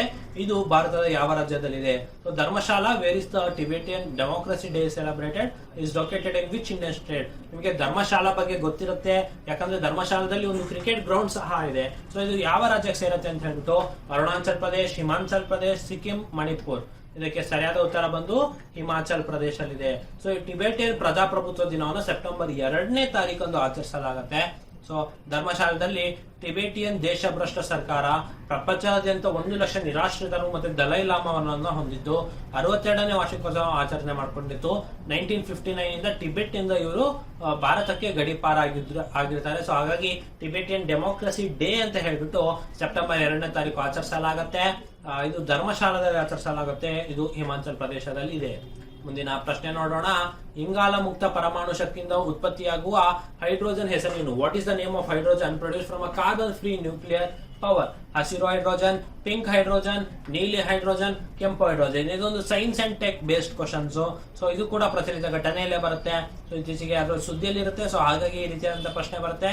ಉತ್ತರ ತಿಳಿದಿದೆ ಕಮೆಂಟ್ ಸೆಕ್ಷನ್ ಅಲ್ಲಿ ತಿಳಿಸಿ. ಇದಕ್ಕೆ ಸರಿಯಾದ ಉತ್ತರ ಬಂದು ಪಿಂಕ್ ಹೈಡ್ರೋಜನ್. ಸೊ ನೋಡಿ, ಯಾವುದು ಕಾರ್ಬನ್ ಫ್ರೀ ನ್ಯೂಕ್ಲಿಯರ್ ಪವರ್ ಇಂದ ಬರುವಂತ ಒಂದು ಹೈಡ್ರೋಜನ್ ಏನಿದೆ, ಇದನ್ನ ಪಿಂಕ್ ಹೈಡ್ರೋಜನ್ ಅಂತ ಕರೀತಾರೆ. ಇದನ್ನ ವಿದ್ಯುತ್ ವಿಭಜನೆಯ ಮೂಲಕ ತಯಾರಿಸಬಹುದಾಗಿದೆ. ಇದು ಪ್ರಪಂಚದ ಮೊದಲ ಪಿಂಕ್ ಹೈಡ್ರೋಜನ್ ಉತ್ಪಾದಿಸಿದ ಪರಮಾಣು ಸ್ಥಾವರ ಸ್ವೀಡನ್ ದೇಶದಲ್ಲಿದೆ. ಸೊ ಇದರಲ್ಲಿ ಹೀಲಿಯಂ ಅನ್ನು ಕೂಲಿಂಗ್ ಏಜೆಂಟ್ ಆಗಿ ಬಳಸ್ತಾರೆ. ಸೊ ನಿಮಗೆ ಒಂದು ನ್ಯೂಕ್ಲಿಯರ್ ಪವರ್ ಪ್ಲಾಂಟ್ ಬಗ್ಗೆ ಗೊತ್ತಿಲ್ಲ ಅಂತ ಹೇಳಿದ್ರೆ, ನ್ಯೂಕ್ಲಿಯರ್ ಪವರ್ ಪ್ಲಾಂಟ್ ಜನರಲ್ ಆಗಿ ಈ ರೀತಿ ಇರುತ್ತೆ. ಸೊ ಇದು ನೀವು ಕನ್ಸ್ಟ್ರಕ್ಷನ್ ಎಲ್ಲ ಸ್ಕೂಲ್ಗಳಲ್ಲಿ ಓದಿರ್ತೀರಾ. ಸೊ ಮಧ್ಯ ಮಧ್ಯ ಕ್ಯಾಡ್ಮಿಯಂ ರಾಡ್ಸ್ ಇರುತ್ತೆ. ಸೊ ಅದ್ರ ಮಧ್ಯ ನಮಗೆ ಒಂದು ರೇಡಿಯೋ ಆಕ್ಟಿವ್ ಮೆಟೀರಿಯಲ್ ಇರುತ್ತೆ. ಸೊ ಈ ರೇಡಿಯೋ ಆಕ್ಟಿವ್ ಮೆಟೀರಿಯಲ್ ಇಂದ ರಿಯಾಕ್ಷನ್ ಆಗ್ಬಿಟ್ಟು ಸೊ ನಮಗೆ ಎನರ್ಜಿ ಉತ್ಪತ್ತಿ ಆಗುತ್ತೆ. ಸೊ ಅಲ್ಲಿ ಒಂದು ಕೂಲೆಂಟ್ ಅಂತ ಹೇಳ್ಬಿಟ್ಟು ಒಂದು ವಾಟರ್ ಪೈಪ್ ಹೋಗ್ತಾ ಇರುತ್ತೆ. ಸೊ ಜನರಲ್ ಆಗಿ ಅದನ್ನೇ ಆ ಕೂಲೆಂಟ್ ಆಗಿ ಇದರಲ್ಲಿ ಹೀಲಿಯಂ ಅನ್ನ ಬಳಸಿದ್ದಾರೆ ಅಂತ ಹೇಳ್ಬಿಟ್ಟು ಹೇಳ್ತಾ ಇದ್ದಾರೆ. ಸೊ ಪಿಂಕ್ ಹೈಡ್ರೋಜನ್ ಬಗ್ಗೆ ನಿಮಗೆ ಮಾಹಿತಿ ಇರಲಿ ಅಂತ ಹೇಳ್ತಾ ಮುಂದಿನ ಪ್ರಶ್ನೆಯನ್ನು ನೋಡೋಣ. ಮುಂದಿನ ಪ್ರಶ್ನೆ, ವಿಶ್ವಸಂಸ್ಥೆ ಯಾವ ದೇಶದಲ್ಲಿ ಮಾನವ ಹಕ್ಕುಗಳ ಉಲ್ಲಂಘನೆಯಾಗಿದೆ ಎಂದು ವರದಿ ಬಿಡುಗಡೆ ಮಾಡಿದೆ? Which country did human rights violation took place according to UN ಅಂದ್ರೆ America, China, Russia, Pakistan. So ಇದು ನಿಮಗೆ ಉತ್ತರ ಗೊತ್ತಿದ್ರೆ ಕಮೆಂಟ್ ಮಾಡಿ. ಇದಕ್ಕೆ ಸರಿಯಾದ ಉತ್ತರ ಬಂದು ಚೀನಾ. ಹೌದು ಸ್ನೇಹಿತರೆ, ಚೀನಾದಲ್ಲಿ ವಾಯುವ್ಯ ಕ್ಸಿನ್ ಜಿನ್ಪಿಂಗ್ ಪ್ರದೇಶದಲ್ಲಿ ಉಜಾರ್ ಮತ್ತು ಇತರ ಮುಸ್ಲಿಂ ಜನಾಂಗೀಯ ಅಲ್ಪಸಂಖ್ಯಾತರೇನಿದ್ರೆ ಅವರನ್ನ ಮೇಲೆ ಮಾಡ್ತಿರುವಂತ ಶೋಷಣೆ ಮೇಲೆ ಹ್ಯೂಮನ್ ರೈಟ್ಸ್ ವಯೋಲೇಷನ್ ಆಗಿದೆ ಅಂತ ಹೇಳ್ಬಿಟ್ಟು ಸೊ ಯುಎನ್ಒ ಹೇಳಿದೆ. ಸೊ ಚೀನಾದಲ್ಲಿ ಹ್ಯೂಮನ್ ರೈಟ್ಸ್ ವಯೋಲೇಷನ್ಸ್ ಆಗ್ತಾ ಇದೆ. ಇನ್ನು ಮುಂದಿನ ಪ್ರಶ್ನೆ ನೋಡೋದಾದ್ರೆ, ಜಿಜ್ಞಾಸಾ 2.0 ಕಾರ್ಯಕ್ರಮ ಇತ್ತೀಚೆಗೆ ಸುದ್ದಿಯಲ್ಲಿ ಕಂಡು ಬಂದಿದೆ. ಇದು ಯಾವ ಕ್ಷೇತ್ರಕ್ಕೆ ಸಂಬಂಧಿಸಿದೆ? ಸೊ ಜಿಜ್ಞಾಸಾ 2.0 programme which has seen recently in news is associated with which field ಅಂತ ಹೇಳ್ಬಿಟ್ಟು ಕ್ರೀಡೆ, ವಿಜ್ಞಾನ ಮತ್ತು ತಂತ್ರಜ್ಞಾನ, ಹಣಕಾಸು ಮತ್ತೆ ಸಂಗೀತ. ಸೊ ಜಿಜ್ಞಾಸಾ 2022 2.0 ಅನ್ನೋದು ಯಾವ್ದಕ್ಕೆ ಸಂಬಂಧಿಸಿದೆ ಅಂತ ಹೇಳ್ಬಿಟ್ಟು ಸೊ ಇದಕ್ಕೆ ಸರಿಯಾದ ಉತ್ತರ ಬಂದು ವಿಜ್ಞಾನ ಮತ್ತು ತಂತ್ರಜ್ಞಾನ. ಹೌದು ಸ್ನೇಹಿತರೆ, ಸೈನ್ಸ್ ಅಂಡ್ ಟೆಕ್ನಾಲಜಿಗೆ ಈ ಜಿಜ್ಞಾಸಾ ಅಂತ ಹೇಳ್ಬಿಟ್ಟು ಒಂದು ನವೀಕರಿಸಬಹುದಾದ ಇಂಧನಗಳ ಕಾರ್ಯಕ್ರಮವಾಗಿದೆ. ಸೊ CSIR ಏನಿದೆ, so Indian institute of petroleum Dehradun ನಲ್ಲಿದೆ. ಸೊ ಇದೊಂದು ಕಾರ್ಯಕ್ರಮವನ್ನು ಆಯೋಜಿಸಲಾಗಿತ್ತು. ಸೊ ಖಾದ್ಯವಲ್ಲದ ಸಸ್ಯಜನ ಎಣ್ಣೆಗಳು ಬಳಸಿದ ಅಡಿಗೆ ಎಣ್ಣೆ, ತ್ಯಾಜ್ಯ ಪ್ಲಾಸ್ಟಿಕ್ ನ ಬಳಸಿ ಇಂಧನವನ್ನು ವಾಗಿಸುವ ವಿವಿಧ ತಂತ್ರಜ್ಞಾನಗಳಿಗೆ ಮಾನ್ಯತೆ ನೀಡುವುದು ಈ ಕಾರ್ಯಕ್ರಮದ ಮುಖ್ಯ ಉದ್ದೇಶ ಆಗಿತ್ತು ಅಂತ ಹೇಳ್ಬಿಟ್ಟು ನೀವು ತಿಳ್ಕೊಂಡಿರ್ಬೇಕಾಗುತ್ತೆ. ಸೊ ಜಿಜ್ಞಾಸಾ 2.0 ನಿಮಗೆ ಮಾಹಿತಿ ಇರಲಿ ಅಂತ ಹೇಳ್ತಾ ಮುಂದಿನ ಪ್ರಶ್ನೆ ನೋಡೋಣ. ಭಾರತದ ಮೊದಲ ಮೂಗಿನ ಮೂಲಕ ನೀಡಬಹುದಾದ ಕೊರೋನಾ ಲಸಿಕೆ ಇನ್ಕೋವ್ಯಾಕ್ ಇನ್ನು ಯಾವ ಕಂಪನಿ ಅಭಿವೃದ್ಧಿಪಡಿಸಿದೆ? So which company developed India's first intranasal corona vaccine Incovacc ಅಂತ ಹೇಳ್ಬಿಟ್ಟು. ಏನಂತ ಹೇಳಿದ್ರೆ ನಿಮಗೆ ಗೊತ್ತು, ಕೋವಿಡ್ ವ್ಯಾಕ್ಸಿನ್ ಅನ್ನ ಕೈಗೆ ಕೊಡ್ತಾರೆ. ಸೊ ಬಟ್ ಈಗ ಮೂಗಿನ ಮುಖಾಂತರ ಕೋವಿಡ್ ವ್ಯಾಕ್ಸಿನ್ ಅನ್ನ ಕೊಡ್ಬೋದು. ಸೊ ಅದು ಇನ್ಕೋವ್ಯಾಕ್. ಇದು ಯಾವ ಕಂಪನಿ ಅಭಿವೃದ್ಧಿ ಪಡಿಸಿದೆ ಅಂತ ಪ್ರಶ್ನೆ. ಇದಕ್ಕೆ ಆಪ್ಷನ್ಸ್ ನೋಡೋಣ: ಭಾರತ್ ಬಯೋಟೆಕ್, ಸಿನೋವ್ಯಾಕ್, ಅಲಮ್ ಇನ್ಸ್ಟಿಟ್ಯೂಟ್ ಮತ್ತೆ ಏಮ್ಸ್ ಅಂತ ಹೇಳ್ಬಿಟ್ಟು. ಸೊ ಇದಕ್ಕೆ ಸರಿಯಾದ ಉತ್ತರ ಬಂದು ಭಾರತ್ ಬಯೋಟೆಕ್. ಸೊ ಹೌದು ಸ್ನೇಹಿತರೆ, ಭಾರತ್ ಬಯೋಟೆಕ್ ನಿಂದ ಇನ್ಕೋವ್ಯಾಕ್ ಅಂತ ಹೇಳ್ಬಿಟ್ಟು ಒಂದು ವ್ಯಾಕ್ಸಿನ್ ಅನ್ನ ಮಾಡಿದ್ದಾರೆ. ಸೊ ಇದು ಮೂಗಿನಿಂದ ಕೋವಿಡ್ ವ್ಯಾಕ್ಸಿನ್ ಅನ್ನ ನೀಡಬಹುದಾಗಿದೆ. ಸೊ ಇದು 18 ವರ್ಷಗಳ ಮೇಲ್ಪಟ್ಟವರಿಗೆ ತುರ್ತು ಬಳಕೆಗೆ ಅನುಮೋದಿಸಲಾಗಿದೆ. ಸೊ ಇದು ಭಾರತ್ ಬಯೋಟೆಕ್ ಇಂದ ಮಾಡಲಾಗಿದೆ. ಮುಂದಿನ ಪ್ರಶ್ನೆ ನೋಡೋಣ. ತೀಸ್ತಾ ನದಿ ನೀರಿನ ವಿವಾದ ಯಾವ ದೇಶಕ್ಕೆ ಸಂಬಂಧಿಸಿದೆ? So Teesta river water dispute is related to which country? Bangladesh. ನಾವು ಆಗ್ಲೇನೆ ಡಿಸ್ಕಸ್ ಮಾಡಿದ್ವಿ. ಸೊ ಹೇಗೆ ಬಾಂಗ್ಲಾದೇಶ ಜೊತೆಗೆ ತೀಸ್ತಾ ರಿವರ್ ಬಗ್ಗೆ ಬಂದಿತ್ತು ಅಂತ ಹೇಳ್ಬಿಟ್ಟು. ಸೊ ಇದು ಸಿಕ್ಕಿಂ ರಾಜ್ಯದಲ್ಲಿ ಹುಟ್ಟತ್ತೆ, ಇದು ನಿಮಗೆ ತಿಳಿದಿತ್ತು. ಇನ್ನು ಮುಂದಿನ ಪ್ರಶ್ನೆ ನೋಡೋಣ. ಬಂಗಾಳದಲ್ಲಿ ಪ್ರಸಿದ್ಧವಾದ ಹಿಲ್ಸಾ ಮೀನು ಯಾವ ನದಿಯಲ್ಲಿ ಕಂಡು ಬರುತ್ತೆ? In which river the Bengal the famous hilsa fish is found ಅಂತ ಹೇಳ್ಬಿಟ್ಟು. ಹೂಗ್ಲಿ ನದಿ, ಗಂಗಾ ನದಿ, ರೂಪನಾರಾಯಣ ನದಿ, ಬ್ರಹ್ಮಪುತ್ರ ನದಿ. ಇದಕ್ಕೆ ಸರಿಯಾದ ಉತ್ತರ ರೂಪನಾರಾಯಣ ನದಿ. ಸೊ ಈ ರೂಪನಾರಾಯಣ ನದಿ ಏನಿದೆ, ಇದು ಭಾರತದ ಈಶಾನ್ಯ ದಿಕ್ಕಿನಲ್ಲಿ ಛೋಟಾ ನಾಗ್ಪುರ್ ಪ್ಲೇಟ್ಯೂ ಏನ್ ಬರುತ್ತೆ ಪ್ರಸ್ಥಭೂಮಿ. ಸೊ ಇದರ ತಪ್ಪಲಿನಲ್ಲಿ ಧಲೇಶ್ವರ್ ಎಂಬಲ್ಲಿ ಉಗಮವಾಗುತ್ತೆ. ಸೊ ಇದರಲ್ಲಿ ಹಿಲ್ಸಾ ಮೀನುಗಳು ಅಂತ ಕಂಡು ಬರುತ್ತೆ. ಸೊ ಭಾರತಕ್ಕೆ ರಫ್ತು ಮಾಡುತ್ತದೆ. ಸೊ ಇದು ಬಾಂಗ್ಲಾದೇಶದ ರಾಷ್ಟ್ರೀಯ ಮೀನು ಕೂಡ ಹೌದು, ಪಶ್ಚಿಮ ಬಂಗಾಳದ ರಾಜ್ಯ ಮೀನು ಕೂಡ ಹೌದು. ಈ ಹಿಲ್ಸಾ ಫಿಶ್ ತುಂಬಾ ಫೇಮಸ್ ಹಿಲ್ಸಾ ಫಿಶ್. ಸೊ ಇದು ಯಾವ ನದಿಯಲ್ಲಿ ಕಂಡು ಬರುತ್ತೆ ಅಂದ್ರೆ ರೂಪನಾರಾಯಣ ನದಿಯಲ್ಲಿ ಕಂಡು ಬರುತ್ತೆ.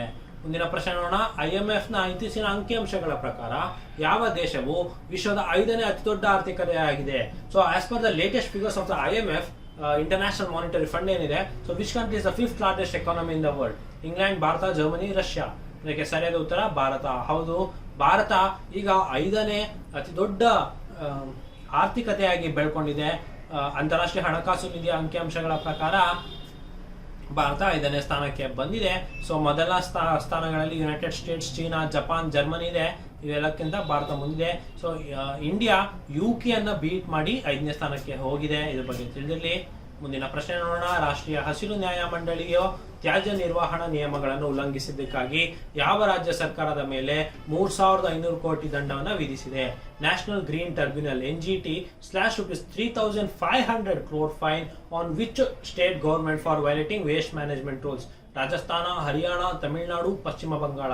ನೋಡಿ, NGT ಟ್ರಿಬ್ಯುನಲ್ಗಳೇನಿದೆ, ಈ ರೀತಿಯಾದಂತಹ ಸಂಸ್ಥೆಗಳ ಬಗ್ಗೆ ನೀವು ತಿಳ್ಕೊಬೇಕಾಗುತ್ತೆ. ಯಾಕಂತ ಹೇಳಿದ್ರೆ ಈ ಟ್ರಿಬ್ಯುನಲ್ಲೇ ನಮ್ಮ ನ್ಯಾಷನಲ್ ಗ್ರೀನ್ ಟ್ರಿಬ್ಯುನಲ್ ಆಗಿರ್ಬೋದು, ಲಾ ಟ್ರಿಬ್ಯುನಲ್ ಆಗಿರ್ಬೋದು, ಸೊ ಇವರೇ ತಮ್ಮ ರೂಲ್ಸ್ ಅನ್ನ ಮಾಡ್ತಾರೆ. ಸೊ ಈಗ ವೇಸ್ಟ್ ಮ್ಯಾನೇಜ್ಮೆಂಟ್ ರೂಲ್ಸ್ ಅನ್ನ ಬ್ರೇಕ್ ಮಾಡಿದಕ್ಕೆ ಈ ನ್ಯಾಷನಲ್ ಗ್ರೀನ್ ಟ್ರಿಬ್ಯುನಲ್ ಇದೆ, ಇದು 3,500 ಕೋಟಿಗಳ ಫೈನ್ ಅನ್ನ ಹಾಕಿದೆ. ಯಾವ ಸರ್ಕಾರದ ಮೇಲೆ ಅಂತ ಹೇಳಿದ್ರೆ ಪಶ್ಚಿಮ ಬಂಗಾಳ. ಹೌದು, ತ್ಯಾಜ್ಯ ನಿರ್ವಹಣೆಯಲ್ಲಿ ಹಲವಾರು ರೂಲ್ಸ್ ಅನ್ನು ಉಲ್ಲಂಘಿಸಿದ್ದ ಪಶ್ಚಿಮ ಬಂಗಾಳದ ಸರ್ಕಾರಕ್ಕೆ 3,500 ಕೋಟಿ ರೂಪಾಯಿಗಳನ್ನ ದಂಡ ಹಾಕಿದೆ. ಇದಕ್ಕೆ ರಾಷ್ಟ್ರೀಯ ಹಸಿರು ನ್ಯಾಯಮಂಡಳಿ ಸ್ಥಾಪನೆ 2010ಕ್ಕೆ ಆಗಿತ್ತು. ಇದರ ಕೇಂದ್ರ ಕಚೇರಿ ನವದೆಹಲಿಯಲ್ಲಿದೆ. ಇದರ ಅಧ್ಯಕ್ಷರು ಜಸ್ಟಿಸ್ ಆದರ್ಶ್ ಕುಮಾರ್ ಗೋಯಲ್ ಆಗಿರ್ತಾರೆ. ಸೊ ಇದ್ರ ಬಗ್ಗೆ ತಿಳಿದಿರಲಿ. ಈ ಟ್ರಿಬ್ಯುನಲ್ಗಳ ಬಗ್ಗೆ ಓದ್ಕೊಂಡಿರಿ ಅಂತ ಹೇಳ್ತಾ ಮುಂದಿನ ಪ್ರಶ್ನೆನ ನೋಡೋಣ. ರಾಷ್ಟ್ರೀಯ ಕಾನೂನು ಸೇವೆಗಳ ಪ್ರಾಧಿಕಾರದ ಕಾರ್ಯನಿರ್ವಾಹಕ ಅಧ್ಯಕ್ಷರಾಗಿ ಯಾರು ನಾಮನಿರ್ದೇಶನಗೊಂಡಿದ್ದಾರೆ? So, who has been nominated as executive chairman of the National Legal Services Authority ಅಂತ ಹೇಳ್ಬಿಟ್ಟು. ಸೊ ಇದಕ್ಕೆ ಆಯ್ಕೆಗಳನ್ನ ನೋಡೋಣ. Justice Ranjan Gogoi, justice DY Chandrachud, justice NV Ramana, justice UU Lalit. ನೋಡಿ, ಯಾವುದೇ ಒಂದು ಕೇಸ್ ಅಥವಾ ಒಂದು ಲೀಗಲ್ ಅಥಾರಿಟಿ ಕಮಿಟಿಯನ್ನ ಸ್ಥಾಪನೆ ಮಾಡ್ತಿದ್ದಾರೆ ಅಂತ ಹೇಳಿದ್ರೆ ಅದಕ್ಕೊಬ್ರು ಜಡ್ಜ್ ಅನ್ನ ನೇಮಕ ಮಾಡಿರ್ತಾರೆ. ಸೊ ಈಗ ಯಾರನ್ನ ನೇಮಕ ಮಾಡಿದ್ದಾರೆ ಅಂತ ಹೇಳ್ಬಿಟ್ಟು ಇದೊಂದು ನೇಮಕಾತಿ. ಸೊ ಇದಕ್ಕೆ ಹೆಸರು ಬಂದು ಜಸ್ಟಿಸ್ DY ಚಂದ್ರಚೂಡ್. ಇವರು ಸುಪ್ರೀಂ ಕೋರ್ಟ್ ನ 2ನೇ ಅತ್ಯಂತ ಹಿರಿಯ ನ್ಯಾಯಾಧೀಶರಾಗಿದ್ದಾರೆ. ಸೊ ಇವರು ಕೂಡ ಈಗ ಏನು UU ಲಲಿತ್ ಅವರು, ಜಸ್ಟಿಸ್ UU ಲಲಿತ್ ಅವರು ಈಗ CJI ಆಗ್ತಾ ಇದ್ದಾರೆ. ಸೊ ಅವರ ನಂತರ ಸಾಲಿನಲ್ಲಿ ನಿಲ್ಲೋರು ಜಸ್ಟಿಸ್ DY ಚಂದ್ರಚೂಡ್. ಇದೇ ರೀತಿ ಹೋದ್ರೆ 2027ರಲ್ಲಿ ಜಸ್ಟಿಸ್ BV ನಾಗರತ್ನ ಅವರು ಕೂಡ ನಮ್ಮ ಭಾರತದ ಮಹಿಳಾ CJI ಆಗಬಹುದು. ಸೊ ಇವರು ಇವಾಗ ನ್ಯಾಷನಲ್ ಲೀಗಲ್ ಸರ್ವಿಸಸ್ ಅಥಾರಿಟಿಯ ಎಕ್ಸಿಕ್ಯೂಟಿವ್ ಚೇರ್ಮನ್ ಆಗಿ ಅಪಾಯಿಂಟ್ ಆಗಿದ್ದಾರೆ. ಸೊ ಇದ್ರ ಬಗ್ಗೆ ನಿಮಗೆ ತಿಳಿದಿರಲಿ. ಇನ್ನು ಮುಂದಿನ ಪ್ರಶ್ನೆ, ಸ್ವಸ್ಥ ಸಬಲ್ ಭಾರತ್ ಸಮಾವೇಶ ಧ್ಯೇಯವಾಕ್ಯ ಏನು? What is the main theme of ಸ್ವಚ್ಛ ಸಬಲ್ ಭಾರತ್? ಅಪೋಷಣೆಯನ್ನ ಅಳಿಸಿ ಹಾಕುವುದು, ಅಂಗ ದೇಹ ನೇತ್ರದಾನ, ಕ್ಷಯ ಮುಕ್ತಗೊಳಿಸುವುದು, ವೈದ್ಯಕೀಯ ತ್ಯಾಜ್ಯ ನಿರ್ವಹಣೆ. ಸೊ ಈ ಸ್ವಸ್ಥ ಸಬಲ್ ಭಾರತದ ಏನು ಥೀಮ್ ಅಂತ ಹೇಳಿದ್ರೆ ಸರಿಯಾದ ಉತ್ತರ ದೇಹ, ಅಂಗ, ನೇತ್ರದಾನ. ಕೇಂದ್ರ ಆರೋಗ್ಯ ಮತ್ತು ಕುಟುಂಬ ಕಲ್ಯಾಣ ಸಚಿವ ಮನ್ಸುಖ್ ಮಾಂಡವಿಯಾ ಅವರೇನಿದ್ದಾರೆ ಅವರು ಸ್ವಸ್ಥ ಸಬಲ್ ಭಾರತ್ ಸಮ್ಮೇಳನವನ್ನು ಉದ್ಘಾಟಿಸ್ತಾರೆ. ಸೊ ಅವತ್ತಿನ ದಿನ ಒಂದು ಥೀಮ್ ಅನ್ನ ಬಿಡ್ತಾರೆ. ಏನಂತ ಹೇಳಿದ್ರೆ ದೇಹ, ಅಂಗ ಮತ್ತೆ ನೇತ್ರದಾನವನ್ನ ಮಾಡಬೇಕು ಅಂತ ಹೇಳ್ಬಿಟ್ಟು. ಮುಂದಿನ ಪ್ರಶ್ನೆನ ನೋಡೋಣ. ಇತ್ತೀಚೆಗೆ ಯಾವ ಭಾರತೀಯ ರಾಜ್ಯವು ಸ್ಥಳೀಯವಾಗಿ ತಯಾರಿಸಿದ ವೈನ್ ಮಾರಾಟಕ್ಕೆ ಅನುಮತಿ ನೀಡಿದೆ? Which Indian state recently allowed the sale of locally made wine ಅಂತ ಹೇಳ್ಬಿಟ್ಟು. ಇದಕ್ಕೆ ಮಣಿಪುರ, ಸಿಕ್ಕಿಂ, ಮಿಜೋರಾಂ, ತ್ರಿಪುರಾ. ಸೊ ಇದು ನಾರ್ತ್ ಈಸ್ಟರ್ನ್ ಕಂಟ್ರಿ ಸ್ಟೇಟ್ಸ್ ಅಲ್ಲಿ ಇದೆ. ಸೊ ಇದು ಯಾವುದು ಲೋಕಲಿ ಮೇಡ್ ವೈನ್ಗೆ ಅನುಮತಿ ನೀಡಿದೆ ಅಂತ ಹೇಳಿದ್ರೆ ಮಿಜೋರಾಂ. ಹೌದು, ಮಿಜೋರಾಂ ಕ್ಯಾಬಿನೆಟ್ ಸ್ಥಳೀಯವಾಗಿ ಬೆಳೆದ ದ್ರಾಕ್ಷಿಯ ವೈನ್ ಅನ್ನ ಸಂಸ್ಕರಿಸಲು ಮತ್ತೆ ಮಾರುಕಟ್ಟೆ ಮುಕ್ತವಾಗಿ ಮಾರಾಟ ಮಾಡಲು ಅವಕಾಶ ಕೊಟ್ಟಿದೆ. ನೈಸರ್ಗಿಕ ದ್ರಾಕ್ಷಿಗಳು ಮುಖ್ಯ ಮಿಜೋರಾಂಗೆ ಎಕಾನಮಿಗೆ ಮುಖ್ಯ. ಹಾಗಾಗಿ ಈ ರೀತಿಯಾದಂತಹ ಒಂದು ಚಾನ್ಸಸ್ ನ ನೀಡಿದ್ದಾರೆ. ಸೊ ಮುಂದಿನ ಪ್ರಶ್ನೆನ ನೋಡೋಣ. ಕಿಸಾನ್ ಕ್ರೆಡಿಟ್ ಕಾರ್ಡ್ ನ ಡಿಜಿಟಲೀಕರಣಕ್ಕಾಗಿ ಯಾವ ರಾಜ್ಯಗಳ ಪ್ರಯೋಗಕ್ಕೆ ಯೋಜನೆ ನಡೆಸಿದೆ? ಸೊ RBI ಏನಿದೆ ಅದು digitalisation of Kisan credit card ಏನಿದೆ KCC ಅಂತ ಹೇಳ್ಬಿಟ್ಟು ಅದನ್ನ ಯಾವ ರಾಜ್ಯಕ್ಕೆ ಇದನ್ನ ಒಂದು ಪೈಲಟ್ ಪ್ರಾಜೆಕ್ಟ್ ಆಗಿ ಪ್ರಯೋಗ ಮಾಡಬೇಕು ಅಂತ ಹೇಳ್ಬಿಟ್ಟು ನೀಡಿದೆ ಅಂತ ಹೇಳ್ಬಿಟ್ಟು. ಸೊ ಕರ್ನಾಟಕ ಮತ್ತು ಕೇರಳ, ತಮಿಳುನಾಡು ಮತ್ತು ಕೇರಳ, ಮಧ್ಯಪ್ರದೇಶ ಮತ್ತು ತಮಿಳುನಾಡು, ಆಂಧ್ರ ಪ್ರದೇಶ ಮತ್ತು ಕೇರಳ. ಇದಕ್ಕೆ ಸರಿಯಾದ ಉತ್ತರ ಮಧ್ಯಪ್ರದೇಶ ಮತ್ತು ತಮಿಳುನಾಡು. ನೋಡಿ, ಭಾರತೀಯ ರಿಸರ್ವ್ ಬ್ಯಾಂಕ್ ಏನಿದೆ, ರಿಸರ್ವ್ ಬ್ಯಾಂಕ್ ಆಫ್ ಇಂಡಿಯಾ ಅವರು ಮಧ್ಯಪ್ರದೇಶ ಮತ್ತೆ ತಮಿಳುನಾಡಿನಲ್ಲಿ ಆಯ್ದ ಜಿಲ್ಲೆಗಳಲ್ಲಿ ಕಿಸಾನ್ ಕ್ರೆಡಿಟ್ ಕಾರ್ಡ್ ಸಾಲದ ಡಿಜಿಟಲೀಕರಣವನ್ನ ಪ್ರಯೋಗ ಮಾಡಲಿದೆ. ಕಿಸಾನ್ ಕ್ರೆಡಿಟ್ ಕಾರ್ಡ್ ಯೋಜನೆ 1998 ಅಲ್ಲಿ ಪರಿಚಯ ಆಗಿತ್ತು. ಬಟ್ ಇದನ್ನ ಈಗ ಡಿಜಿಟಲೀಕರಣಗೊಳಿಸ್ತಾ ಇದ್ದಾರೆ. ಸೊ ಅದು ಪ್ರಯೋಗಕ್ಕಾಗಿ ಮಧ್ಯಪ್ರದೇಶ ಮತ್ತೆ ತಮಿಳುನಾಡು ಜಿಲ್ಲೆಗಳಲ್ಲಿ ಆಯ್ದುಕೊಂಡಿದೆ ಅಂತ ಹೇಳ್ಬಿಟ್ಟು ರಿಸರ್ವ್ ಬ್ಯಾಂಕ್ ಆಫ್ ಇಂಡಿಯಾ ಬಗ್ಗೆ ತಿಳಿದಿರಲಿ. ಮುಂದಿನ ಪ್ರಶ್ನೆನ ನೋಡೋಣ. ಭಾರತದಲ್ಲಿ ರಾಷ್ಟ್ರೀಯ ಶಿಕ್ಷಕರ ದಿನವನ್ನ ಯಾವಾಗ ಆಚರಿಸುತ್ತಾರೆ? National teachers day celebrated in India. So September 5, August 5, May 5, June 5. ಇದು ಬಹಳ ಸುಲಭವಾದ ಪ್ರಶ್ನೆ, ಆದ್ರೆ ನಿಮಗೆ ಸ್ವಲ್ಪ ಟ್ರಿಕ್ಕಿ ಆಗ್ಬೋದು. ಯಾಕಂತಂದ್ರೆ ಇಲ್ಲಿ ರಾಷ್ಟ್ರೀಯ ಶಿಕ್ಷಕರ ದಿನ ಅಂತ ಹೇಳಿದ್ರೆ, ಹಾಗಾದ್ರೆ ಅಂತಾರಾಷ್ಟ್ರೀಯ ಶಿಕ್ಷಕರ ದಿನ ಕೂಡ ಇದೆ. ಸೊ ಅದು ಬೇರೆ ದಿನ ಇದೆ. ಸೊ ನಮ್ಮಲ್ಲಿ ನ್ಯಾಷನಲ್ ಟೀಚರ್ಸ್ ಡೇ ಯಾವಾಗ ಸೆಲೆಬ್ರೇಟ್ ಮಾಡ್ತಾರೆ ಅಂತ ಹೇಳಿದ್ರೆ, ನಿಮಗೆಲ್ಲ ಗೊತ್ತಿರೋ ಹಾಗೆ ಸೆಪ್ಟೆಂಬರ್ 5 ಸರ್ವಪಲ್ಲಿ ರಾಧಾಕೃಷ್ಣನ್ ಅವರ ಹುಟ್ಟುಹಬ್ಬದ ಅಂಗವಾಗಿ ಟೀಚರ್ಸ್ ಡೇ ನಾವು ಸೆಲೆಬ್ರೇಟ್ ಮಾಡ್ತೇವೆ. ಆದರೆ ಅಂತಾರಾಷ್ಟ್ರೀಯ ಟೀಚರ್ಸ್ ಡೇ ಬಂದು 1 ತಿಂಗಳ ನಂತರ ಇರುತ್ತೆ, ಅಕ್ಟೋಬರ್ 5ಕ್ಕೆ ಇರುತ್ತೆ. ಸೊ ಹಾಗಾಗಿ ಸೆಪ್ಟೆಂಬರ್ 5 ನಮ್ಮಲ್ಲಿ ನ್ಯಾಷನಲ್ ಟೀಚರ್ಸ್ ಡೇ ಅಷ್ಟೇ ಆಗಿರುತ್ತೆ. ಆದ್ರೆ ಅಂತಾರಾಷ್ಟ್ರೀಯ ಶಿಕ್ಷಕರ ದಿನ ಅಕ್ಟೋಬರ್ 5ಕ್ಕೆ ಇರುತ್ತೆ. ಇದ್ರ ಬಗ್ಗೆ ನಿಮ್ಗೆ ತಿಳಿದಿರ್ಲಿ ಅಂತ ಹೇಳ್ತಾ